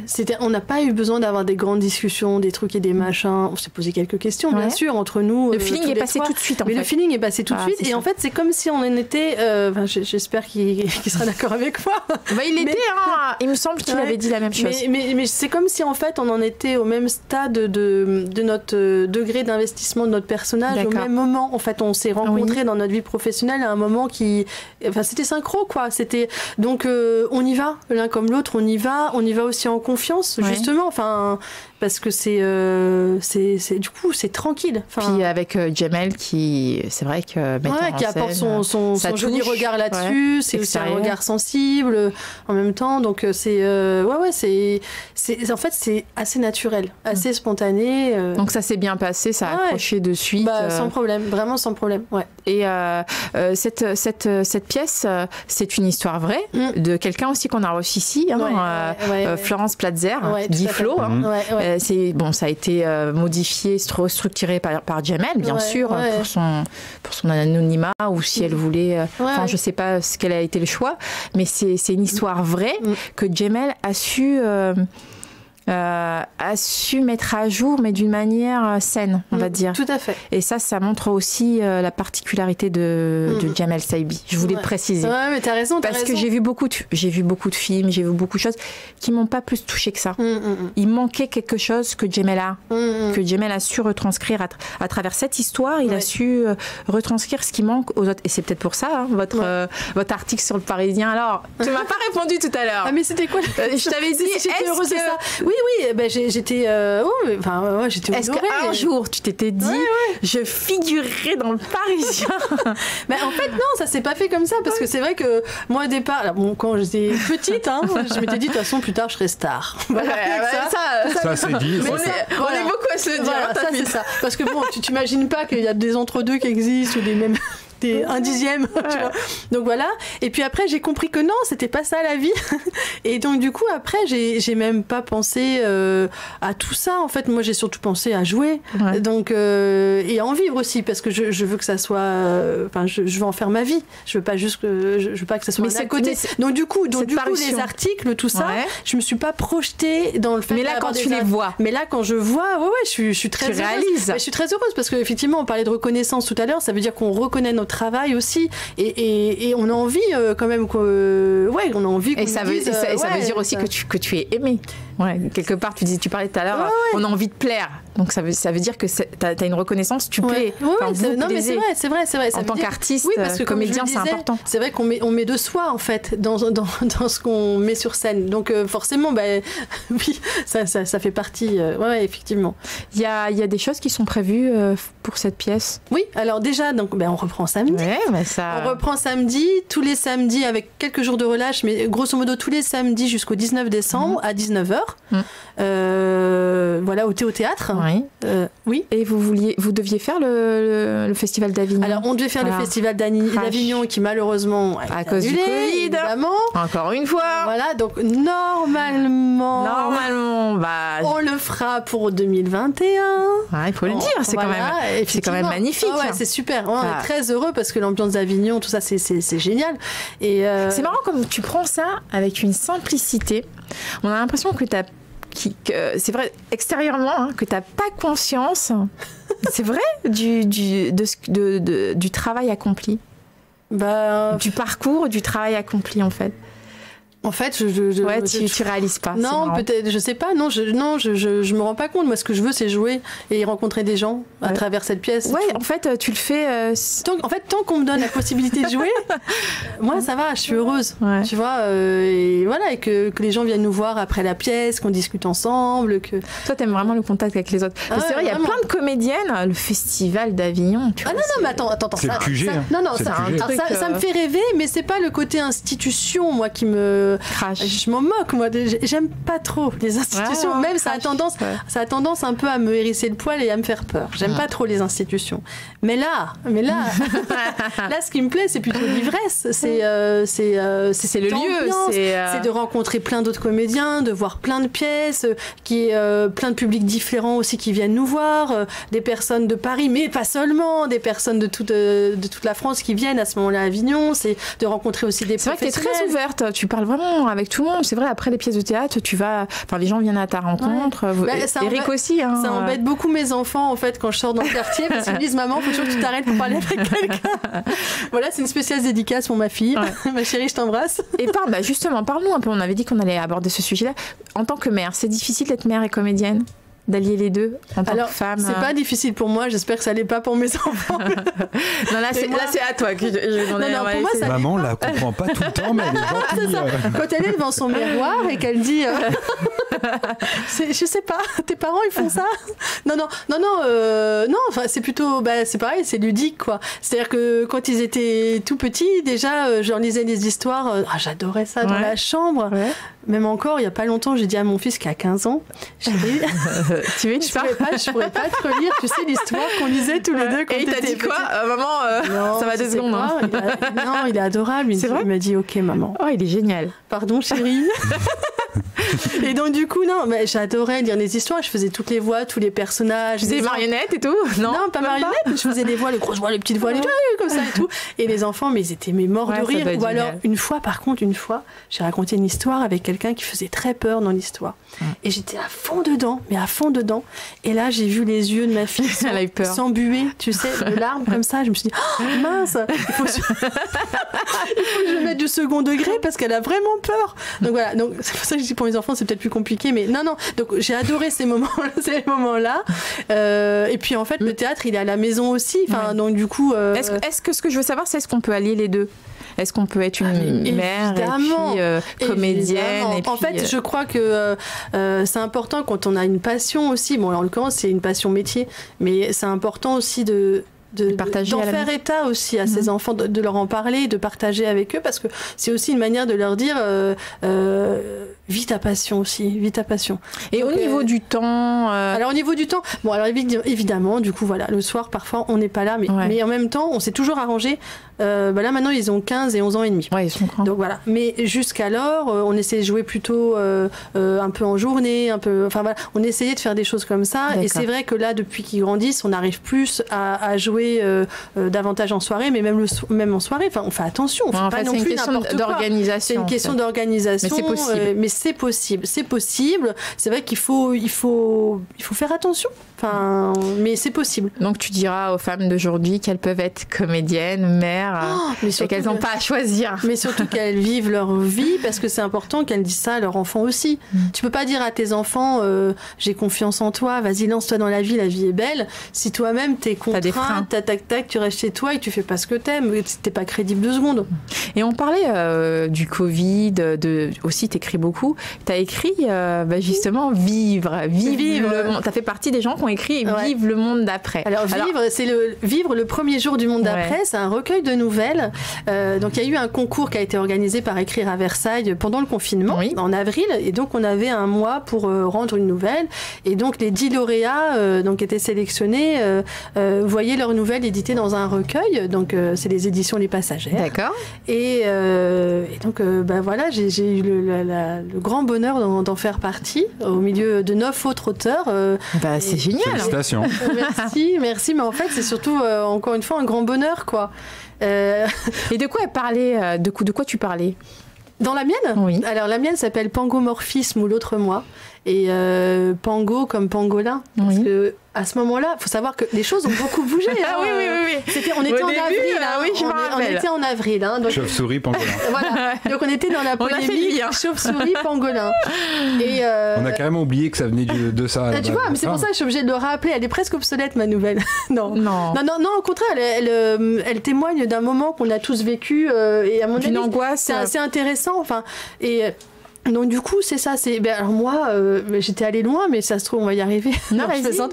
Mais moi j'avais imaginé que c'était après X années, que c'était comme une fin du monde, ce confinement. On n'était pas encore arrivé au bout du confinement, je vous rappelle, on savait pas jusqu'à quand. C'est ton imagination qui a pris le dessus. Et moi j'ai eu envie de porter en fait l'événement jusqu'à aussi loin que ça, un moment où il y aurait plus d'humains quasiment sur Terre, où la nature serait désolée, où aurait repris aussi ses droits de manière sauvage, et où où la nature reprend ses droits surtout. Ouais. Exactement, parce qu'il y avait aussi cette interrogation qu'on s'est tous posée, par rapport à... D'ailleurs, ça a été le cas, il y a eu un cerf qui a été aperçu dans le Val-de-Marne. Mais pas que un cerf, il y a eu plein d'animaux sauvages qui sont revenus. Et en fait... Il y a 2 boucs qui ont été aperçus dans le studio de Crash ton venant. Non mais voilà, non mais c'est vrai, en fait c'était ce moment-là aussi. Moi quand j'ai regardé un peu ta nouvelle, je me suis dit mais c'est vrai, ça m'a rappelé les animaux... Mais c'est ça, et donc j'imaginais ça. Donc moi, mon personnage, parce que donc on suit en fait, c'est un récit à la première personne, c'est une nouvelle. Hein, donc, et ce personnage-là, en fait, se dit que ça y est, c'est le jour où elle doit sortir. C'est une femme, mais il y a plus personne dans la rue, il y a plus rien. il n'y a plus rien. Et en fait, c'est le moment où elle sort de chez elle. Donc, on voit les rituels qu'elle a mis en place depuis de nombreuses années pour survivre. Ouais. Et ses appréhensions. Ses appréhensions et qu'est-ce qui se passe quand elle sort. Bon, après, comme c'est une nouvelle, si je raconte la suite, il ne reste plus rien. Non, laisse-nous nous imaginer où aller voir ta nouvelle. Non, mais c'était quelque chose de fort, quelque chose de beau, et tu l'as écrit pendant le confinement. J'ai écrit pendant le confinement, et ce qui tombait très bien, c'est que le matin même où j'ai pris connaissance de l'existence du concours, je venais de me réveiller en me disant... il faut que j'écrive, parce que tu sais, comme j'ai expliqué, j'ai besoin d'écrire quand je ressens un truc trop fort. Donc je me suis dit, je vais écrire sur le confinement et sur la sortie du confinement, j'ai besoin de ça. Et là, je tombe sur cette annonce. Pile poil. Je me suis dit, mais c'est pas possible, c'est pas possible. Donc, belle aventure. Et ça s'écrit comme ça, finalement assez vite. Et puis, du coup, ça m'a donné l'occasion de rencontrer aussi les autres auteurs qui ont tous écrit. Il y en a 9, c'est ça. Il y en a 9 autres. Oui, et c'est vraiment sympa parce qu'il y a des... On voit, il y a des champs lexicaux communs, il y a des thèmes qui reviennent, mais en même temps, on a appréhendé les choses de manière différente. C'est ce que j'allais dire. En même temps, c'est une imagination de 9 personnes. En fait, chaque personne a sa propre imagination et ça doit faire quelque chose d'énorme. C'est hyper intéressant. Ouais. C'est hyper intéressant parce qu'il y a des sensibilités différentes. Et donc, depuis, on s'est revus. Du coup, on s'est rencontrés aussi parce qu'on ne se connaissait pas. Et c'est chouette aussi de parler avec d'autres auteurs. Et du coup, ça va être édité. C'est édité. C'est sorti. Bah alors dis-le. Ouais, pardon. Je suis pas bonne. Merci, tu m'aides. C'est sorti le 26 septembre et donc on peut le trouver. Donc Vivre, le premier jour du monde d'après, aux éditions Les Passagères, soit directement chez l'éditeur, soit dans tous les points de vente habituels. J'ai pas le droit de dire, mais voilà, la grande librairie en 4 lettres, la grande librairie en 4 lettres, votre libraire préféré. Vous pouvez aller le voir. C'est bien aussi de faire travailler des petits libraires, moi je trouve. La librairie Motamo à Fontenay. Ouais, mais par exemple, effectivement, donc on peut le retrouver. La librairie Jacques et Michel. Alors là, je suis pas sûre. Je suis pas sûre, ta fille. Je rigole les filles. Tu as un point avec Sophia. Et il est 12h04. Vous êtes sur IRM pour Radio dans Crash ton Venin. Ouais. Et tu veux nous mettre une petite musique? Avec grand plaisir. On va se mettre une petite musique. Alors. En seconde, au milieu, aurais-tu une préférence? Arthur H ou JJ? Arthur H. Alors Arthur H, on revient juste après dans le Crash ton Venin sur IRM.radio. Ça fait comme ça. De retour sur IRM.radio, Crash ton Venin. Nous sommes avec Emma Dubois et Coro. Oui, très très belle chanson. Alors pourquoi cette chanson? Parce que déjà j'adore la voix d'Arthur H. Elle me transperce. C'est rien de sexuel. Hein. T'as vu, je t'ai tendu. Elle m'a transpercé aussi. Tu l'as même pas prise. J'avoue. Bah alors ta fille. Tu l'as perturbée. Quoique. Et donc non, j'adore sa voix et puis j'adore aussi les mots de ses chansons, et celle-là je la trouve magnifique. Vraiment magnifique, ouais. Un petit peu énigmatique, un peu et poétique et forte aussi. Quoi. T'aimes la poésie, hein. Oui, carrément. Tu as fait partie aussi d'un projet, je crois que tu as fait partie de Nous Sommes. Oui. Alors, parle-nous-en un petit peu. C'est un projet mené par Gwenaëlle Mal, que je salue. Salut Gwen. Big up. Et donc en fait, l'idée, je crois que c'était de réunir des témoignages de personnes qui avaient envie de parler de quelque chose qui leur tenait à cœur. Suite aussi au Covid, suite à tout ce qui s'était passé. Alors, je sais pas si c'était un mélange de ce que les gens ressentaient. Oui, je sais pas si c'était je sais pas quelle place ça prenait, mais c'est tombé au même moment, effectivement. Moi, j'avais dit ici, parce que Eric en avait un peu parlé, c'était une magnifique idée. Mais carrément, parce que c'est une manière aussi de rassembler les gens autour de ce qui leur paraît essentiel à faire entendre, en fait, aussi. Et donc, moi, j'y ai participé parce que j'avais envie de faire entendre quelque chose. Alors, c'est pas quelque chose qui me concerne. Si, c'est forcément personnel, mais c'est pas qui me touche moi plus que voilà. Bon. Mais l'idée, c'était, moi, j'avais envie justement de parler du lien qui peut nous unir entre femmes. Enfin, je tiens à préciser que je peux ressentir le même sentiment vis-à-vis d'un homme ou de plusieurs hommes. Enfin, c'est pas. Mais c'est cette espèce de. Alors, on pourrait dire fraternité ou sororité. C'est ça. Ouais. Mais c'est vrai qu'avec les femmes, il y a aussi des problématiques qui nous sont propres, qu'on retrouve moins forcément chez les hommes et qui me touchent aussi. Enfin, moi, je me sens très sœur vraiment très sœur déjà de par mon histoire, hein, parce que je suis déjà une sœur.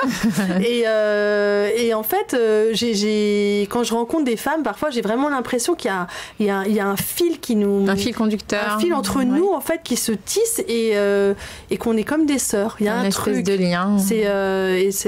Oui, je trouve ça touchant et j'avais envie de mettre ça en avant, en fait, quelle que soit la nationalité, quel que soit le parcours, le vécu, quelles que soient les difficultés, je sens qu'il y a quelque chose de féminin, en fait, qui nous rapproche et que je trouve très fort. C'est une énergie aussi, oui. Hein.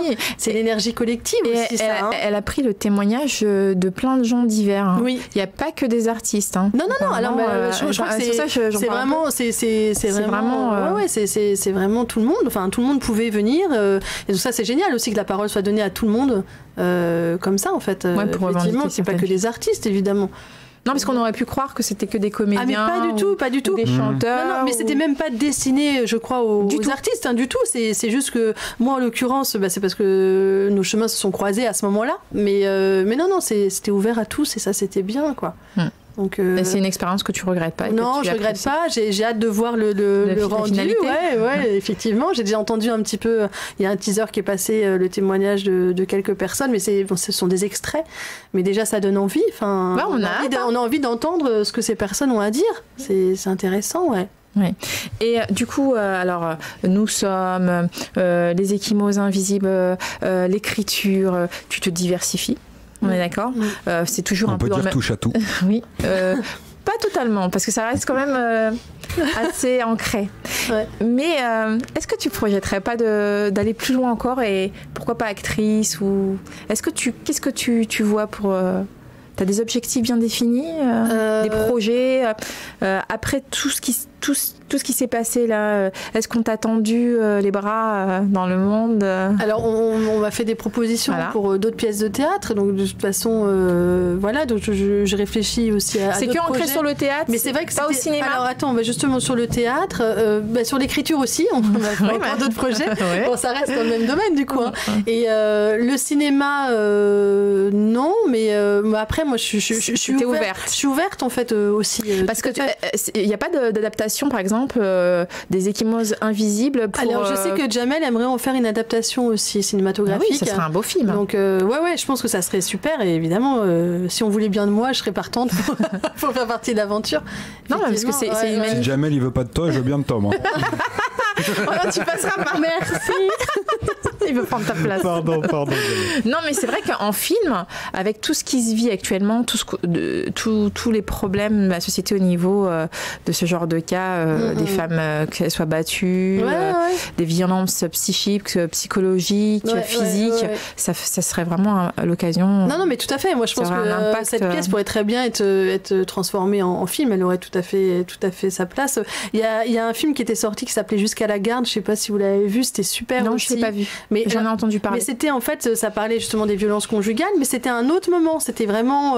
Donc moi, je trouve ça intéressant parce que les violences conjugales, c'est pas juste un moment. Non, c'est pas un moment prédéfini. Non, voilà. Donc là, on voyait vraiment le moment un peu dur où ils se sont quittés et la violence de l'homme qui revient en fait, qui revient à la charge et qui est une réalité aussi malheureusement une fois que les personnes se sont séparées. C'était joué avec Vincent Cassel, ça non? Non, c'était. Ça me dit quelque chose. Je vais retrouver si je retrouve. Voilà. Mais et alors que là, c'est autre chose. C'est montrer comment cette violence, elle s'immisce dans le quotidien à travers des phrases, à travers ou des gestes ou des choses comme ça. Mais on n'est pas encore au moment où fatidique, où les personnes se sont séparées. Donc c'est un autre point de vue. C'est aussi intéressant. Donc peut-être un film, peut-être un futur film. Oui, avec plaisir. Et du coup, on va passer. Est-ce que tu regardes un peu les médias? Alors je regarde un peu les médias, mais en fait j'ai des périodes où je les regarde énormément. Et puis après, je ne sais pas pourquoi, je sature. Je sais pas pourtant. Je crois savoir pourquoi. Pourtant, je sais pas, ce qu'on dit, c'est plutôt sympa, c'est plutôt festif, joyeux et tout. Et donc, il y a un moment donné où j'en ai un peu ras Et donc, du coup, après, je suis désinformée pendant un moment. Mais je fais pareil avec les livres. Hein. Parfois, je dis beaucoup, puis après, je dis plus. Tu satures. Voilà. Donc j'ai des périodes comme ça. Mais oui, quoi que tu regardes un peu. Donc, ce que je regarde, en fait, j'aime bien lire les journaux. Donc, voilà, je suis assez branchée Libé. Parfois, je mets un petit peu de Monde aussi. Le Monde, voilà. Les Échos, c'est pas trop mon truc. Hein. Mais voilà. T'es pas trop télé? Et alors, la télé, si, je peux regarder un peu, mais vite fait, quoi. C'est genre tu sais, tu passes devant la télé, tu prends un truc comme ça, ou un peu la radio, un peu, tu vois... comme ça dans la voiture, enfin voilà. Alors, grosso modo, vite fait, le Covid, parce qu'on en a entendu parler à toutes les sauces. Ouais. Moi, je voudrais savoir, ma question, c'est par rapport au Covid, par rapport à comment tout s'est passé avec le gouvernement. Ta principale revendication, ça serait quoi ? La chose qui t'a le plus marqué. Ouais. Alors, que ce soit le docteur Raoul, que ce soit les masques qu'on met sur notre visage, qui nous cachent, qui nous oppriment l'air, que ce soit les fermetures des classes, que ce soit trop d'informations, le manque d'informations. Qu'est-ce qui t'a le plus choqué ? En fait, je comprends bien qu'on navigue à vue en ce moment, puisque c'est un virus, qu'il est nouveau et qu'on ne sait pas forcément. Et qu'on sait pas. Et quand je dis on, c'est personne ne sait. Oui, bien sûr. C'est on. Enfin, c'est personne, quoi.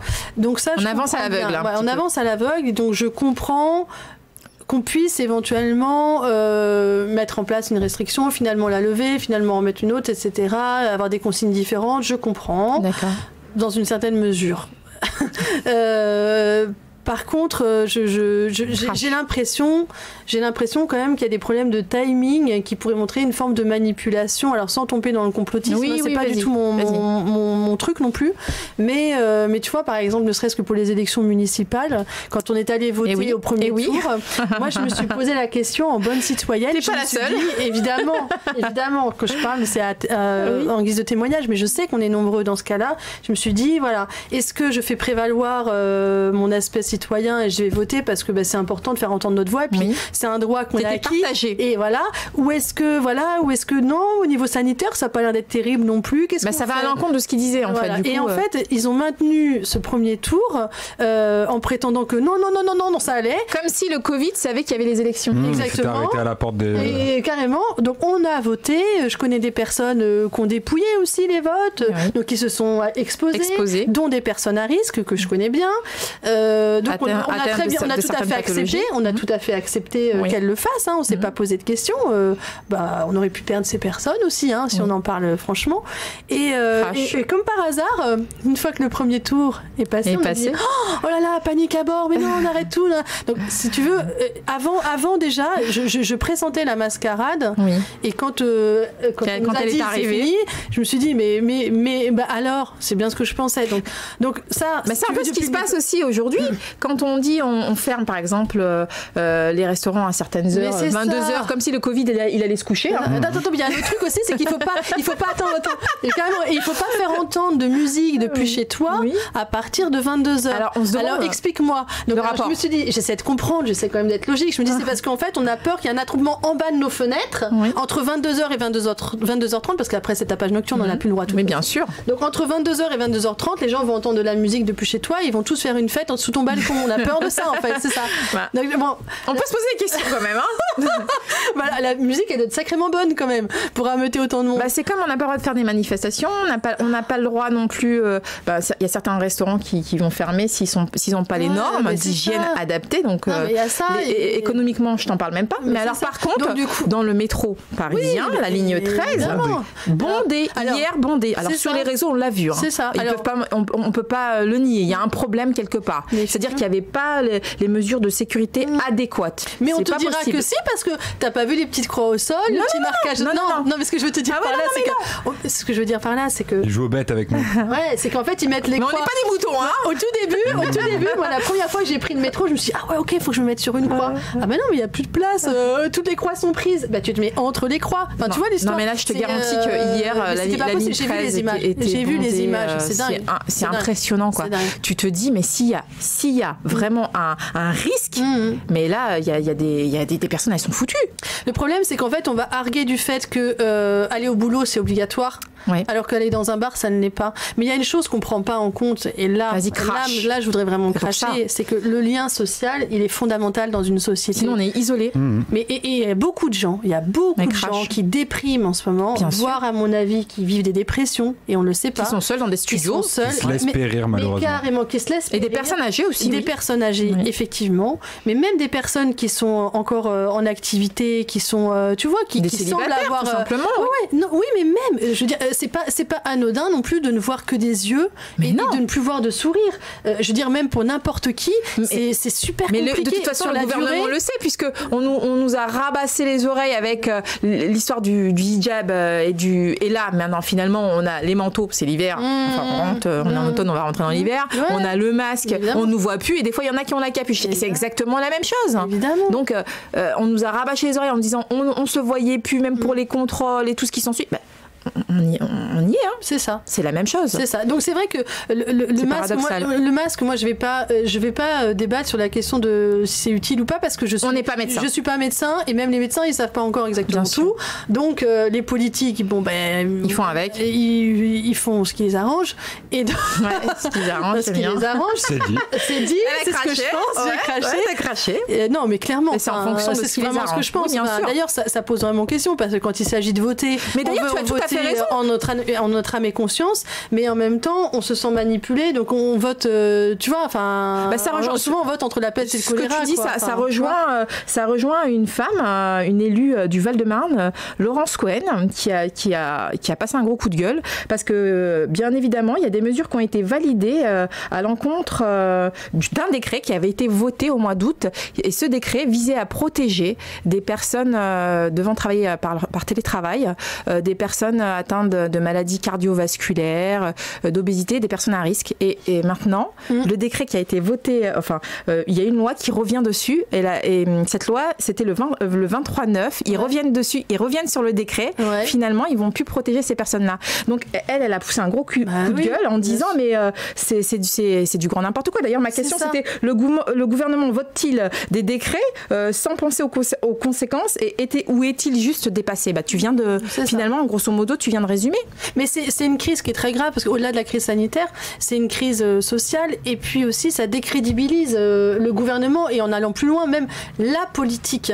Il faut faire très attention à ça. Exactement. Parce que notre génération, elle est déjà assez désabusée avec les réseaux sociaux et tout ce qui on a désacralisé aussi quand même pas mal de choses politiques et tout. On voit, et puis avec les procès, les trucs et les machins qu'on découvre après. Et Balkany, on en a parlé. Non, mais même oui, non, mais tout ce qui sont tous en fait. Big Malion. Non, il y en a tellement. C'est ça.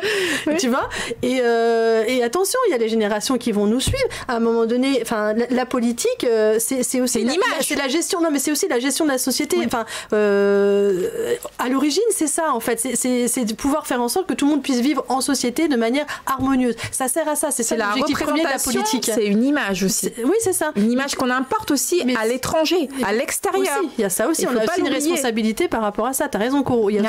Donc on a une responsabilité à tous les niveaux, et on est en train, pour moi, de l'abîmer en fait, cette image.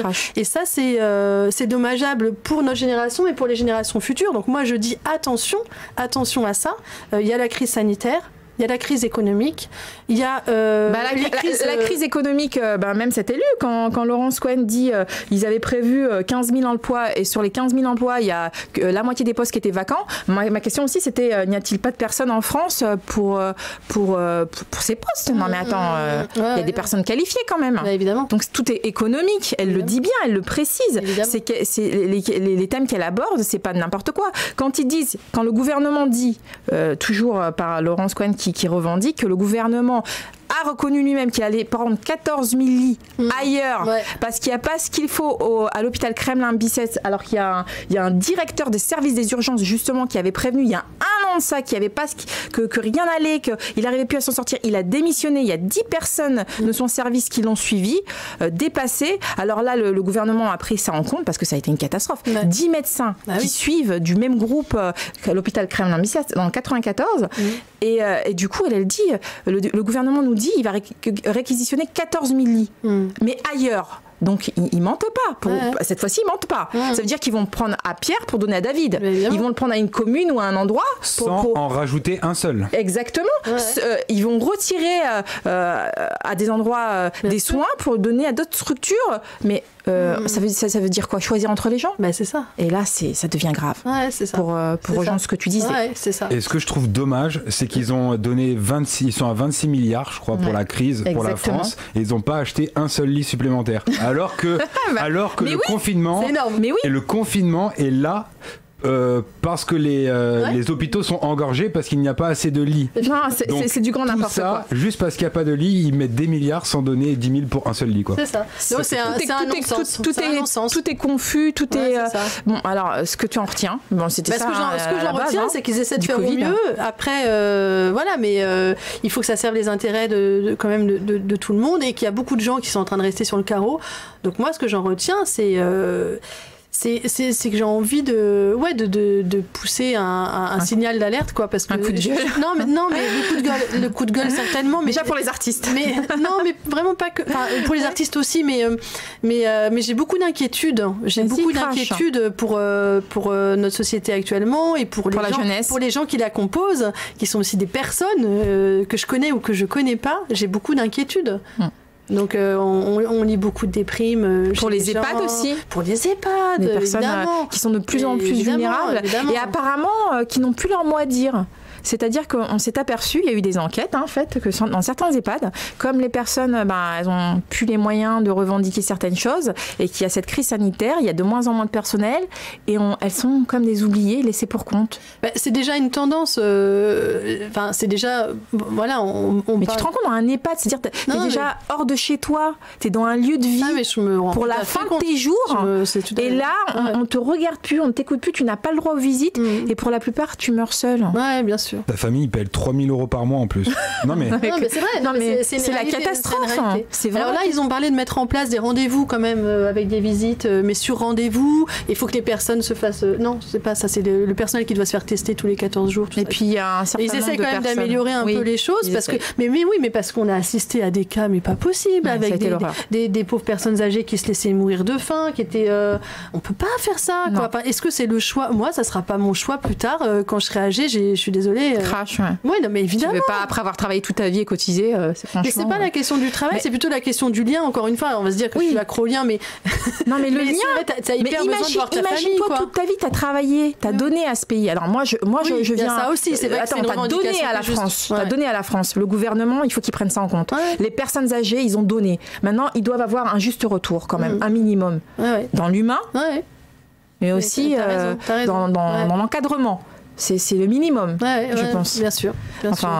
Mais ça, c'est toute une réflexion qui devrait se faire. Le problème aussi, c'est que cette crise, elle révèle aussi toutes les failles, voilà, du système. Tous les manques, toutes les choses à travailler déjà. Mais elle les révèle de manière très cruelle parce qu'en fait, ça se creuse encore plus les inégalités sociales. Regarde les SDF qui sont dans la rue. Moi, je me sens toujours très concernée en fait par la question des SDF. J'ai toujours envie de faire des choses. Déjà en temps normal. Tu fais les maraudes et tout ça de manière personnelle, moi je donne régulièrement, je suis en lien avec les SDF beaucoup et depuis toujours et déjà je comprends pas en fait que dans notre pays qui quand même possède beaucoup de richesses aussi qu'il y ait des personnes qui vivent sur un trottoir alors qu'il y a beaucoup de lieux qui sont inhabités on en parlait ici la dernière fois donc ça déjà Florence Plaza, il y a plein de lieux qui pourraient être pas Stéphane Plaza Florence Plaza pour le coup. Non mais tu vois, moi, déjà à la base, moi je ne comprends pas ça et déjà c'est quelque chose qui me révulse. Mais alors en plus, en période de confinement, là où j'habite, moi il y a beaucoup de SDF et ça les rendait dingues en fait pendant le confinement et en fait ils n'en sont pas revenus de cet état. Bien sûr. Parce qu'ils sont encore plus isolés, parce que personne ne leur donnait à manger. On les regarde plus. Ou parce qu'après c'est chacun pour soi un peu, parce que comme tout le monde a peur, c'est ce qui se passe aussi, c'est qu'on assiste à une forme de... Il y a une espèce de phobie. Ouais, c'est ça. Et puis de toute façon, les gens ont moins les moyens aussi. Quand tous on le voit, oui. Mais oui, ça, les gens ont moins les moyens. Le budget, attends, tu t'imagines, t'as vu la crise dans laquelle on va droit dans le mur là. C'est ça. Et sans parler aussi de la maladie à laquelle ils sont encore plus exposés. À la base, déjà, c'est des personnes qui ont malheureusement une espérance de vie bien moindre par rapport à celle des personnes qui ont un habitat. Sont mal lotis en même temps. Évidemment, qui sont déjà exposés à la maladie, à la violence, au froid, tout ça, etc., aux conditions météorologiques. Mais alors en plus, là avec le Covid, enfin voilà, moi j'ai vu une fois un soir pendant le confinement, pour être honnête, j'en ai pleuré après en rentrant chez moi. Je promenais mon chien, ouais. et je vois une femme SDF, elle avait le sol à même le bitume, elle avait même pas de manteau parce que son manteau était sur elle, il faisait trop froid. C'était en mars, je crois. Il faisait très froid cette nuit-là, et elle avait donc son visage à même le sol de béton. Et je l'entendais qui toussait. Et je me disais, ça se trouve, cette femme, elle est malade. Elle est peut-être atteinte du Covid. Et j'avais très, très peur de ça. Et après, j'y suis revenue et elle n'était plus là. Je me suis dit, voilà. Tu t'es inquiétée? Je me suis vraiment inquiétée. Et puis, en fait, j'ai pris des renseignements auprès d'autres SDF qui sont dans le coin et qui me disent, non, en fait, elle est partie, elle est allée ailleurs, etc. Tu sais, ça a été le cas aussi pour les prostituées. Les prostituées ont été laissées à l'abandon. Elles téléphonaient. Il y avait un téléphone. Elles ont téléphoné. Il y en a qui ont téléphoné pour dire qu'il y en avait qui étaient atteintes, qui toussaient, qui étaient malades. Il y a eu des décès et qu'elles ne savaient pas quoi faire des corps. Tu te rends compte? Voilà, c'est ça. Ça a été scandaleux. Mais c'est ça. On est en France. Je sais que ça s'est passé. Il y a eu au Brésil. Enfin, il y a des gens qui ont enterré des gens un peu partout. Mais en France, là, on est quand même dans un pays dit développé. Oui, c'est ça. Et il y a des prostituées qui téléphonaient pour dire qu'elles ne savaient pas quoi faire des corps. Et du coup, il y en a quelques... Bon, je devrais pas le dire peut-être, mais à Vincennes, tu vois. Donc voilà, c'est quand même grave, c'est gravissime. C'est ça. Mais moi, j'ai eu le même cas, effectivement, avec un autre SDF avec qui j'ai parlé et qui m'a dit, on vient de perdre mon frère et tout. Enfin, donc c'est comme un frère pour moi, mon pote de toujours, etc. Il est décédé hier. On l'a emmené effectivement au bois. Mais moi, je le dis ouvertement. Je devrais peut-être pas. Ils sont enterrés à Vincennes, au bois. Ouais, au bois. Écoute, mais on sait pas de manière. On sait pas sauvage, au bois, quoi, tu vois à la sauvage, ouais. C'est n'importe quoi. Vraiment, c'est n'importe quoi. Tu t'imagines, chacun a droit à une sépulture, chacun a droit. Alors, cela dit, moi, il m'a expliqué. C'est ça qui est. Mais moi, c'est même au niveau sanitaire. Oui. Attends. Oui, tu as raison aussi. Voilà, je sais qu'il y a des gens qui vont se balader là-bas. Évidemment, bien sûr. Non, mais c'est ça. C'est un contexte un peu unique. C'est violent. Moi, franchement, tu dis que tu avais les larmes aux yeux. Moi, c'était pareil. Moi, j'étais hyper choquée de voir cette détresse. C'est des prostituées, mais ça reste des femmes, ça reste des êtres humains. Évidemment. Et moi, j'ai été choquée, en fait. Évidemment. Clairement. Et par contre, ça n'empêchait pas les clients de venir. Ce qui est drôle, d'ailleurs. Ouais. Non, mais et d'ailleurs, les filles, il est 12h33. Ouais. Vous êtes sur IRM pour Radio Crash Ton. Donc, la crise... Oui, donc voilà. Donc, on avance à l'aveugle. On avance à l'aveugle, mais ça... Ouais, ton gros coup de gueule, c'était ça. C'était les SDF. Oui. Enfin, toutes les personnes qui sont laissées de côté actuellement et qui souffrent. Et puis voilà. Puis effectivement, les commerçants qui se battent, enfin, tout le monde. Les intermittents du spectacle. Les intermittents du spectacle, voilà, les soignants aussi, il ne faut pas les oublier aussi, on en a beaucoup parlé, on en parle un peu moins. Mais on a dit qu'il y avait pas mal d'aides qui avaient été versées même pour les intermittents du spectacle, et pourtant, pas mal de gens du spectacle disent ne pas s'en sortir. Oui, c'est compliqué parce que, alors là, ça va devenir un peu technique, mais on a une année blanche. Mais c'est important aussi parce que le grand public ne peut pas se rendre compte de ça. En fait, on a une année blanche jusqu'au 31 août 2021. Le problème, c'est qu'en attendant, on a plein d'annulations de dates, des reports qui sont reportés, qui sont re-reportés. Tout est anticipé. Voilà. En fait, une programmation dans le domaine de l'événementiel ou du théâtre, ou enfin voilà, de l'art vivant, de manière générale. D'ailleurs, Matt Copora, on avait fait les frais. Mais évidemment, les concerts, évidemment, tout ça, la musique, ça se prévoit très longtemps en avance.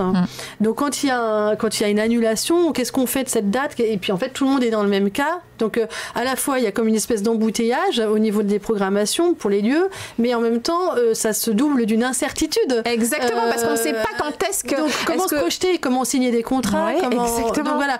Donc, du coup, ce qui se passe concrètement pour ces intermittents du spectacle, dont je fais partie, c'est que donc il y a des annulations de dates. Donc, il faut savoir que l'intermittence du spectacle, ça donne droit à un complément de revenu. Ouais. Mais évidemment qu'on a un revenu quand on travaille en plus. Bien En sûr. fait, c'est censé pallier C'est censé des heures. être complémentaire. de C'est toute façon. complémentaire, ça pallie des heures qu'on peut pas compter quand quelqu'un travaille dans un bureau de 9h à 18h. Si je prends C'est cet pas pareil. exemple, hein, par exemple, s'il va à la cafette, si machin, si. Enfin voilà, tout est. Alors que nous, on peut aller dans différents endroits dans la même journée et se déplacer et se faire 3-4 heures de transport de machin, et c'est pas pris en charge en Exactement. fait. En Et temps, puis même, en temps horaire, je veux dire. On peut aussi dormir dans un lieu dit. Enfin, il y a plein de cas. Il y a plein de spécifiques. choses. Il y a plein de choses. Qui vont avec les contrats, voilà, d'ailleurs. quand tu apprends ton texte, t'es pas payé à ce moment-là. Enfin bon. Donc ce complément de revenu, il sert à ça. Mais ça reste un complément. Donc si on t'annule toutes tes dates pour raison sanitaire, en fait, il te reste que ton complément de revenu. Donc tu ne vis pas avec ton complément de revenu. Bah, C'est crash. déjà le premier point. Le deuxième point, c'est qu'en août 2021, on va regarder en arrière. Alors bien sûr, on a bien compris, normalement c'est sur un an. On va revenir en arrière pour voir si tu as fait quand même tes heures, tes Oui. fameuses 507 heures nécessaires pour reconduire tes Ces droits. fameux 507 heures. fameux- Ils m'ont fait galérer, moi aussi. Vas-y, crash. Non mais voilà. Et donc du coup, c'est dur à obtenir ça parce qu'on n'imagine pas, mais c'est difficile. Et donc du coup, si t'as pas fait tes heures, même si le délai est allongé parce qu'on revient un peu plus loin en arrière, en fait, si de toute façon tu fais pas d'heures, donc tu perds Bien ton sûr. statut en août 2021. Donc ce qu'on est en train de dire nous en tant qu'intermittent du spectacle, c'est qu'on a. Alors, ce que moi je vais dire, pardon, Oui, vas-y. à mon nom propre, c'est qu'on a beaucoup de chance, effectivement, que ce statut existe. Et ça, je le reconnais Tu le revendiques. amplement. Tu le Vraiment, revendiques on a beaucoup de ouvertement. chance, Ouais. parce que c'est pas le cas dans grand nombre Tu craches. de pays de l'Union européenne. Donc ça, évidemment. On a beaucoup de chance aussi, quand même, qu'il y ait eu cette année blanche, qu'on a quand même obtenu à la sueur de notre front, et plutôt du front des syndicaux, voilà, et des syndicats, et ça n'a pas été évident du tout non plus, hein. C'était pas, hop, là, gagné facile, merci, on vous offre ça. Donc voilà, mais ça a été obtenu, merci beaucoup. Oui. En revanche, ça ne fait pas tout. C'est-à-dire que jusqu'à août 2021, forcément, on a une baisse de nos revenus. Oui. Et en août 2021, beaucoup d'entre nous vont perdre leur statut qu'ils ont acquis très durement. Très Parfois, durement. voilà, très très durement. Donc non, ça ne fait pas tout, et ça nous laisse quand même dans une vraie difficulté, sachant que déjà le milieu artistique est forcément précaire parce qu'il n'y a pas de pérennité dans l'emploi, il y a moins de contrats déjà. Et voilà, et donc en plus Les avec gens ce font contexte, attention. c'est encore plus compliqué. Ouais. C'est encore plus compliqué. Non mais il fallait le dire, fallait le cracher, parce que moi j'entends beaucoup de gens dire mais pourquoi ils se plaignent, Ils sont en vacances, Pourquoi ils ils travaillent se pas pendant un an. T'as tout compris. Alors moi j'avais Non, besoin de, il faut cracher quoi, il faut dire les choses comme elles sont. Non, faut qu'on bosse justement. Ouais, non mais ils ont l'impression que c'est. Faut qu'on bosse et en plus on n'y arrive pas, tu vois. Donc non, c'est pas facile. Non. Ben là on va parler d'autre chose. Le 5 juillet à Ajaccio, il y a eu une manifestation contre les violences faites aux femmes. Donc il y a eu des slogans victimes on vous croit, violeurs on vous voit. Donc, ces slogans, tout ce qui s'ensuit, est-ce que tu penses que c'est dû à tout ce qui se passe sur les réseaux sociaux ? Oui, je crois que ça joue. Hein. Sororité, comme tu disais tout à l'heure. Oui, c'est ça. Tu me parlais, on est toutes des sœurs. Ouais. Tu me parlais d'un espèce de lien, d'un fil, vas-y. Ça correspond un peu, c'est pour ça que... Mais je trouve, oui. Ouais. Je crois qu'en plus, si je ne me trompe pas, tu me diras quoi. Mais il me semble que ça part en fait d'un poste, justement, d'une jeune fille, en fait, qui avait subi ça. Mais suite aussi au décès de Gisèle Halimi. Oui. C'est une suite. Oui, il y a aussi ça, il y a cet héritage. En fait, on a l'impression que son décès a amené les jeunes filles. Oui. Et c'est ça qui est incroyable. C'était une femme d'un certain âge, tout à fait. Une grande avocate qui s'est battue pour revendiquer le viol et tout ce qui s'ensuit. Les droits des femmes. Pour plus que ce soit des délits, mais que ce soit vraiment des crimes. C'est la différence entre un délit et un crime. Et du coup, à sa mort, il y a une sororité, comme tu dis, et des jeunes femmes se sont réveillées. Mais quand je te dis des jeunes filles même, et ont pris des slogans. C'est comme si son décès avait occasionné une espèce de chaîne, de lien, comme si... C'est ça, parce qu'en fait, son message, il est universel. Ça rejoint effectivement ce qu'on disait tout à l'heure, ce lien qui nous unit toutes. C'est qu'en fait, toutes ont subi, alors plus ou moins, de manière plus ou moins grave, mais je veux dire, dès lors que on devient une femme, au minimum, moi j'ai trouvé ça super qu'on parle quand même du harcèlement de rue, du harcèlement dans le métro, parce qu'en fait, jusqu'alors, toutes les femmes, je le dis bien, Marlène Schiappa, on a beaucoup parlé, on ne peut pas lui reprocher. Voilà, donc toutes le subissaient, et en pensant que peut-être que c'est un peu de ma faute parce que je suis peut-être pas habillée comme il faut, ou peut-être que c'est plus souvent moi, mais peut-être que mes copines moins, ou machin. Et là maintenant ça fait résonance sur les réseaux. Génial, toi aussi. D'ailleurs, faites-vous une soirée entre nanas, et ben en fait, quand on est bien détendu et qu'on parle bien, on se rend compte qu'on a toutes eu des expériences, et donc bon, alors ça c'est le côté sympa, rigolo, on est toutes unies ensemble, mais c'est grave en fait, donc je trouve ça très bien d'en parler, et effectivement malheureusement ça existe depuis la nuit des temps, malheureusement je pense que ça va quand même perdurer. Mais grâce à des femmes comme Gisèle Halimi, franchement ça a vraiment résonné, et d'ailleurs il y a même une polémique à la mairie de Rouen parce qu'elle veut lui édifier une statue. Mais attention, pas n'importe où, à la place de celle de Napoléon. Non, c'est bon. Donc, tu en penses quoi? Tu vois, ça fait polémique. Tu sais pourquoi ça fait polémique? Bien sûr. Non, tu en penses quoi de ça? Du fait qu'on... Alors, est-ce que ça serait pas, ma question, le début de la guerre des genres? Non, alors par contre ça. Alors là, attention, moi je veux bien cracher c'est pour ça. Je vous aimais bien jusqu'à là, les filles. Allez, tu vas me re-aimer, ta fille. J'ai envie de cracher là-dessus. Allez, comme Asia, tu vas voir. Non, franchement, non. J'ai vraiment envie de le dire aussi. Crache, c'est pour ça que je te donne la parole. En fait, moi, je trouve ça bien de souligner les atteintes qui sont faites aux femmes d'une manière ou d'une autre. C'est vraiment important de le faire et de se faire entendre. D'ailleurs, on le voit, il y a plein de féminicides qui n'arrêtent pas d'arriver. Effectivement. Voilà. Je trouve que aussi la femme a l'avantage de pouvoir porter cette parole parce qu'elle la vit dans sa chair depuis toujours et de génération en génération. Je trouve ça cependant important que ce message soit relayé aussi par les hommes. Oui, très important. Et d'autant plus que moi j'aime beaucoup les hommes. C'est pas une proposition indécente à l'égard de tous les hommes. Attention, Emma. Je préfère le dire. Je suis quelqu'un de très sage. Mais j'aime beaucoup les hommes et la masculinité. Oui. Et je crois plutôt en l'alliance en fait de la féminité. Toi, t'es pour l'égalité en fait un peu. Mais en fait, je suis pour l'égalité entre les individus au-delà de la question du genre. Évidemment que le genre fait qu'on vit ça d'une manière différente parce qu'il y a tout un héritage historique, parce qu'il y a des vieux réflexes, etc. Mais en revanche, je suis vraiment pour l'équité. Pour toi, l'avancée, justement, c'est pour ça que je t'ai posé la question comme ça. Ouais. Pour toi, l'avancée, ça serait l'équité. Ah, mais évidemment. Ça serait et pas la guerre des genres. De plus poser la question de est-ce que t'es un homme, est-ce que t'es une femme, machin, ça. Voilà. Mais d'un autre côté. Il y a certains moments où c'est important qu'il y ait une différence. Mais d'un autre côté, pourquoi l'idée d'avoir une statue de Gisèle Halimi à la place de celle de Napoléon t'a fait sourire? Mais je trouve ça très bon. Déjà, j'aime beaucoup l'idée qu'on remplace une statue par une autre. Oui. J'aime beaucoup l'idée parce que c'est l'idée aussi du passage, de l'évolution. Tu le disais tout à l'heure. C'est vrai, ça te rejoint. C'est ça. Il faut aller vers l'avenir. Tu disais, j'aime pas me tourner vers le passé, j'aime aller de l'avant. Donc déjà, j'aime bien l'idée aussi d'aller donner un petit coup de pied aussi dans le patrimoine et d'aller mettre quelque chose de neuf. Donc ça, j'aime déjà cette idée.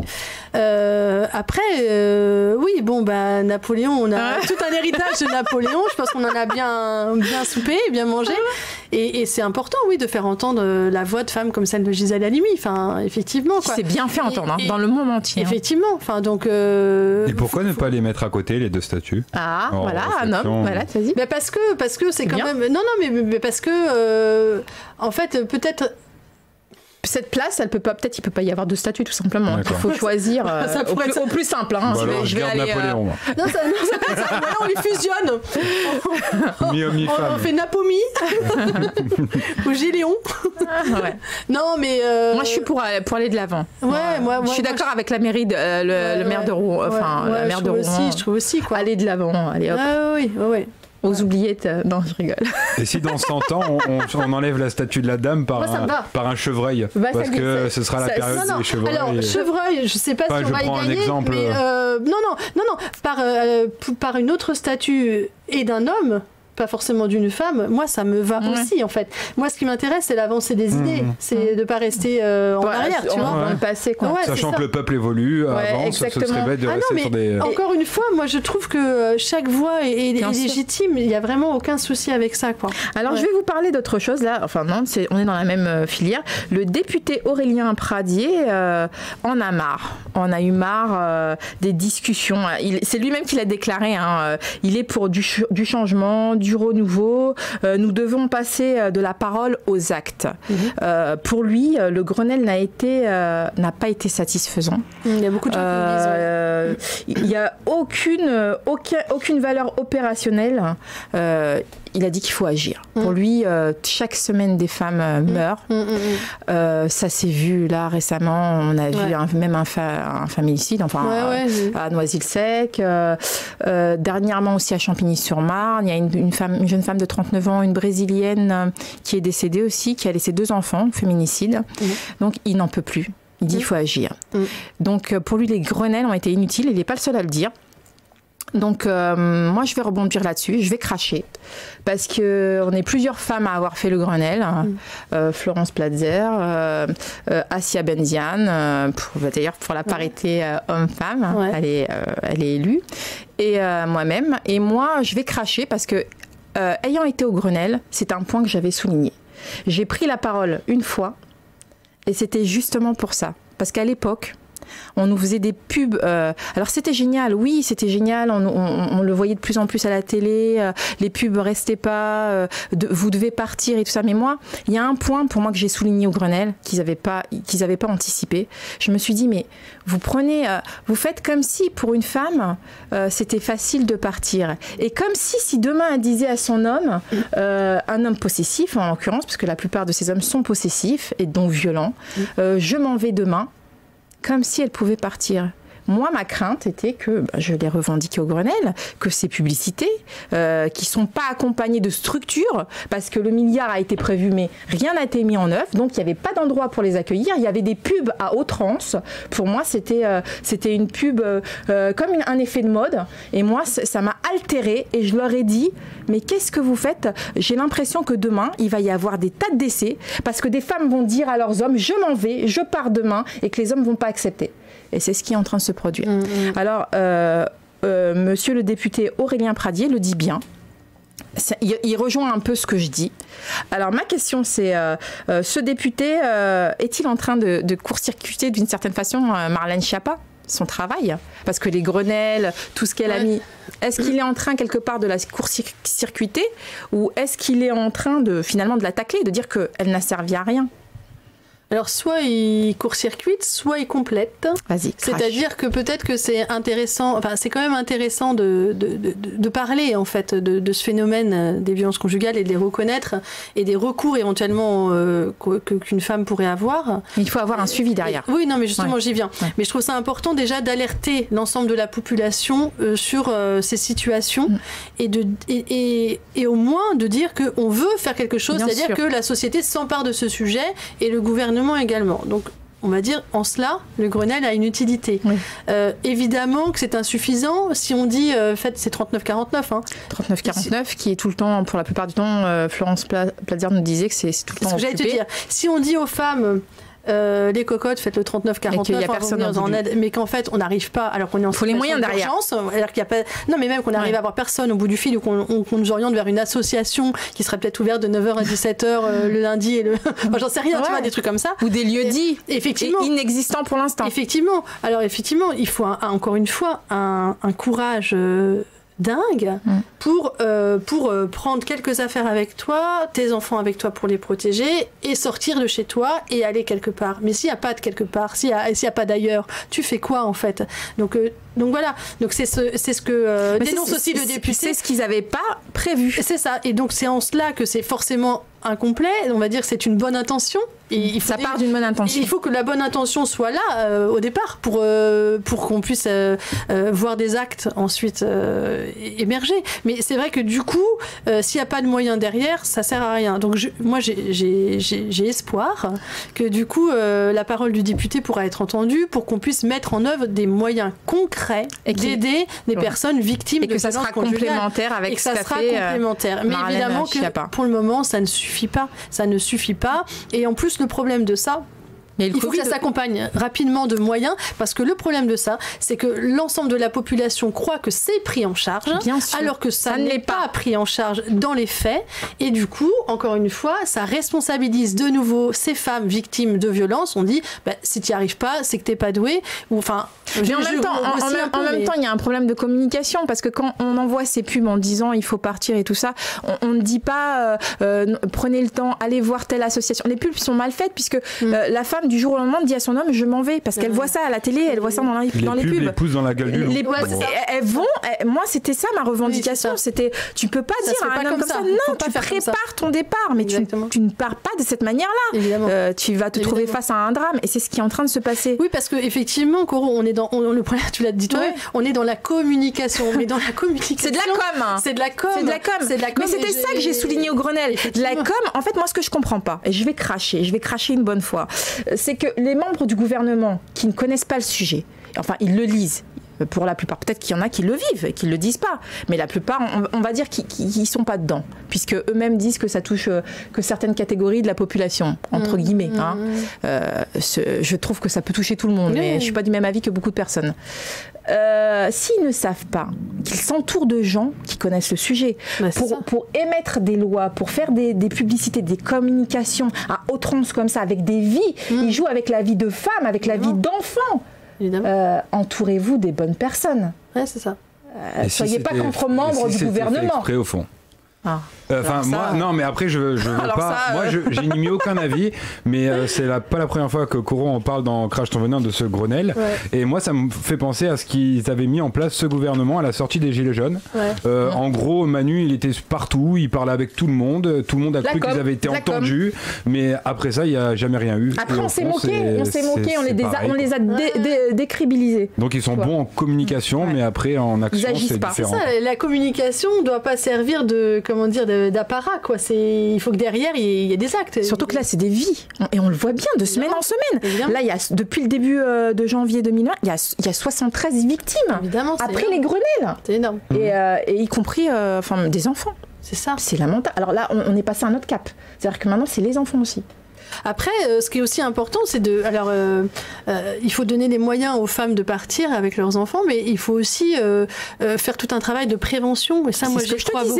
De prévention, non, mais même dans l'éducation tu veux dire, des hommes, des futurs hommes, des femmes aussi. Il faut les deux. Pour savoir qu'on n'accepte pas et qu'il faut dire non. Et voilà. Tout à fait. Et à quel moment ça devient dangereux. Moi, j'ai bien aimé, tu sais, il y a, je sais pas si ça s'appelle le violentomètre, ou je sais pas, t'as vu ça? Vous avez vu? C'est comme une espèce de baromètre. Et en fait, tu as plusieurs cases.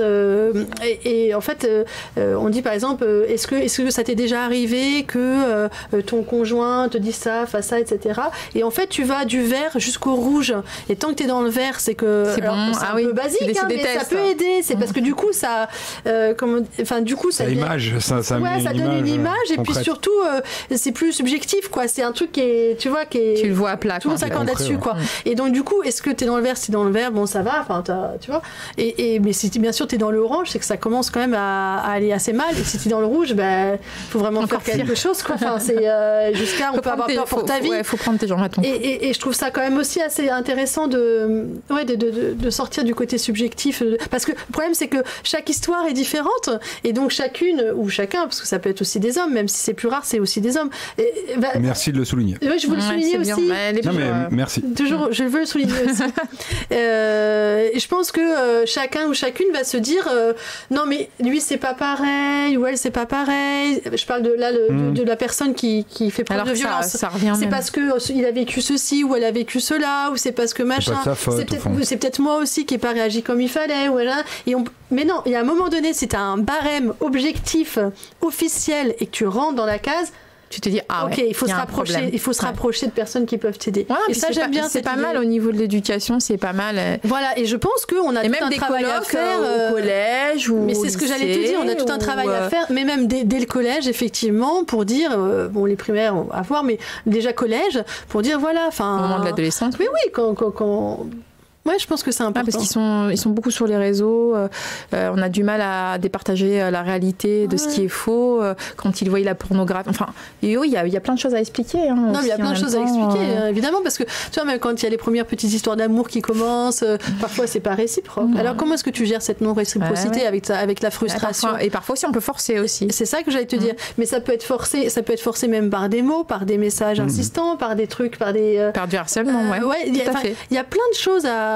Faudrait leur expliquer très tôt. Très tôt, pour déjà sensibiliser.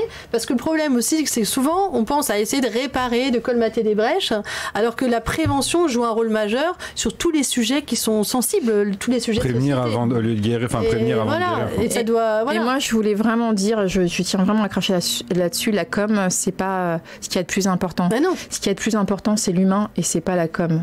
La com, c'est pour se faire, c'est comme un faire-valoir. Et ça n'empêche pas des gens de perdre la vie, quoi. C'est très important. Et moi aussi, j'ai envie de cracher. Il est 12h55. Vous êtes sur IRM pour Radio Crash. 12h57. Alors ici, il y a des petites cases. Hein. Alors tu vas choisir. Je sais que t'aimes pas. T'es peut-être... Non. Voilà, ouais. Ça. Ah, mais c'est comme ça. Je vais le faire à ma manière. Alors, est-ce que tu préfères? Tu te considères plus comme bobo, comme bourgeoise, comme banlieusarde ou comme bof? Attention. Déjà, bof, j'élimine. Bof, pourquoi tu regardes ta fille? Non, c'est lui qui l'a choisi. Bon. Ah, je suis désolée, ta fille. C'est pour mon âne. Non, alors, j'aime bien, c'est joli, mais non. Non, alors, donc, bof, non. Parce que, non. Ouais. J'aime pas trop la tiédeur, mais alors, attends, tu m'as dit quoi? Bourgeoise, banlieusarde ou bohème, ouais. Moi, j'habite Paris, alors je suis pas banlieusarde. Bobo, quoi, bohème. Après, non, mais j'ai compris, ouais. Bobof? Non, tu m'amèneras pas vers le bof. Non, peut-être un petit peu bobo, parce que... peut-être un peu bobo, mais sans avoir un appart dans le Marais, tu vois. Ouais. Mais moi, j'aime bien, spécial dédicace à mes amis qui tiennent des bars, j'aime bien discuter avec des copains ou des copines sur des terrasses de café, tu vois. J'aime bien cette vie-là, j'aime la vie culturelle de Paris, j'aime... La vie, quoi. Ouais, comme ton père t'a dit, il faut vivre. Ouais, c'est ça. Donc, du coup, peut-être un petit peu bobo, tu vois, mais bourgeoise... j'aime pas trop la connotation. Non, pas que la connotation, mais sans doute que forcément j'ai des résidus, tu vois, peut-être un peu de par rapport au milieu dans lequel j'ai été élevée, mais je déteste ce qui est institué au départ, ce qui est normatif, et surtout oui, c'est ça, j'aime pas trop les institutions, j'aime pas trop qu'on me dise je sais, tu vois, mais t'as choisi bobo, quoi. Ça te correspond plus. Bah, je vais faire ta dédicace. Ça y est, il est l'heure. T'as vu comment c'est passé vite? De ouf. Alors, Emma Dubois, ton image est figée, tu es comme ces héroïnes des temps passés, ces femmes fatales qui en imposent par leur prose. Tes mots allient sensibilité, beauté et vulnérabilité. Tu as une âme d'actrice combative, intuitive et authentique. Une femme avec un grand cœur, et c'est tout à ton honneur. Merci, c'est joli. N'oubliez pas vos vaccins avant d'écouter Crash ton venin avec Coro et Tafit. Les personnalités viennent vider leur sac sur irm.radio tous les mardis à 11h. Dans Crash ton venin, IRM scanne ta grogne. IRM scanne ta vie.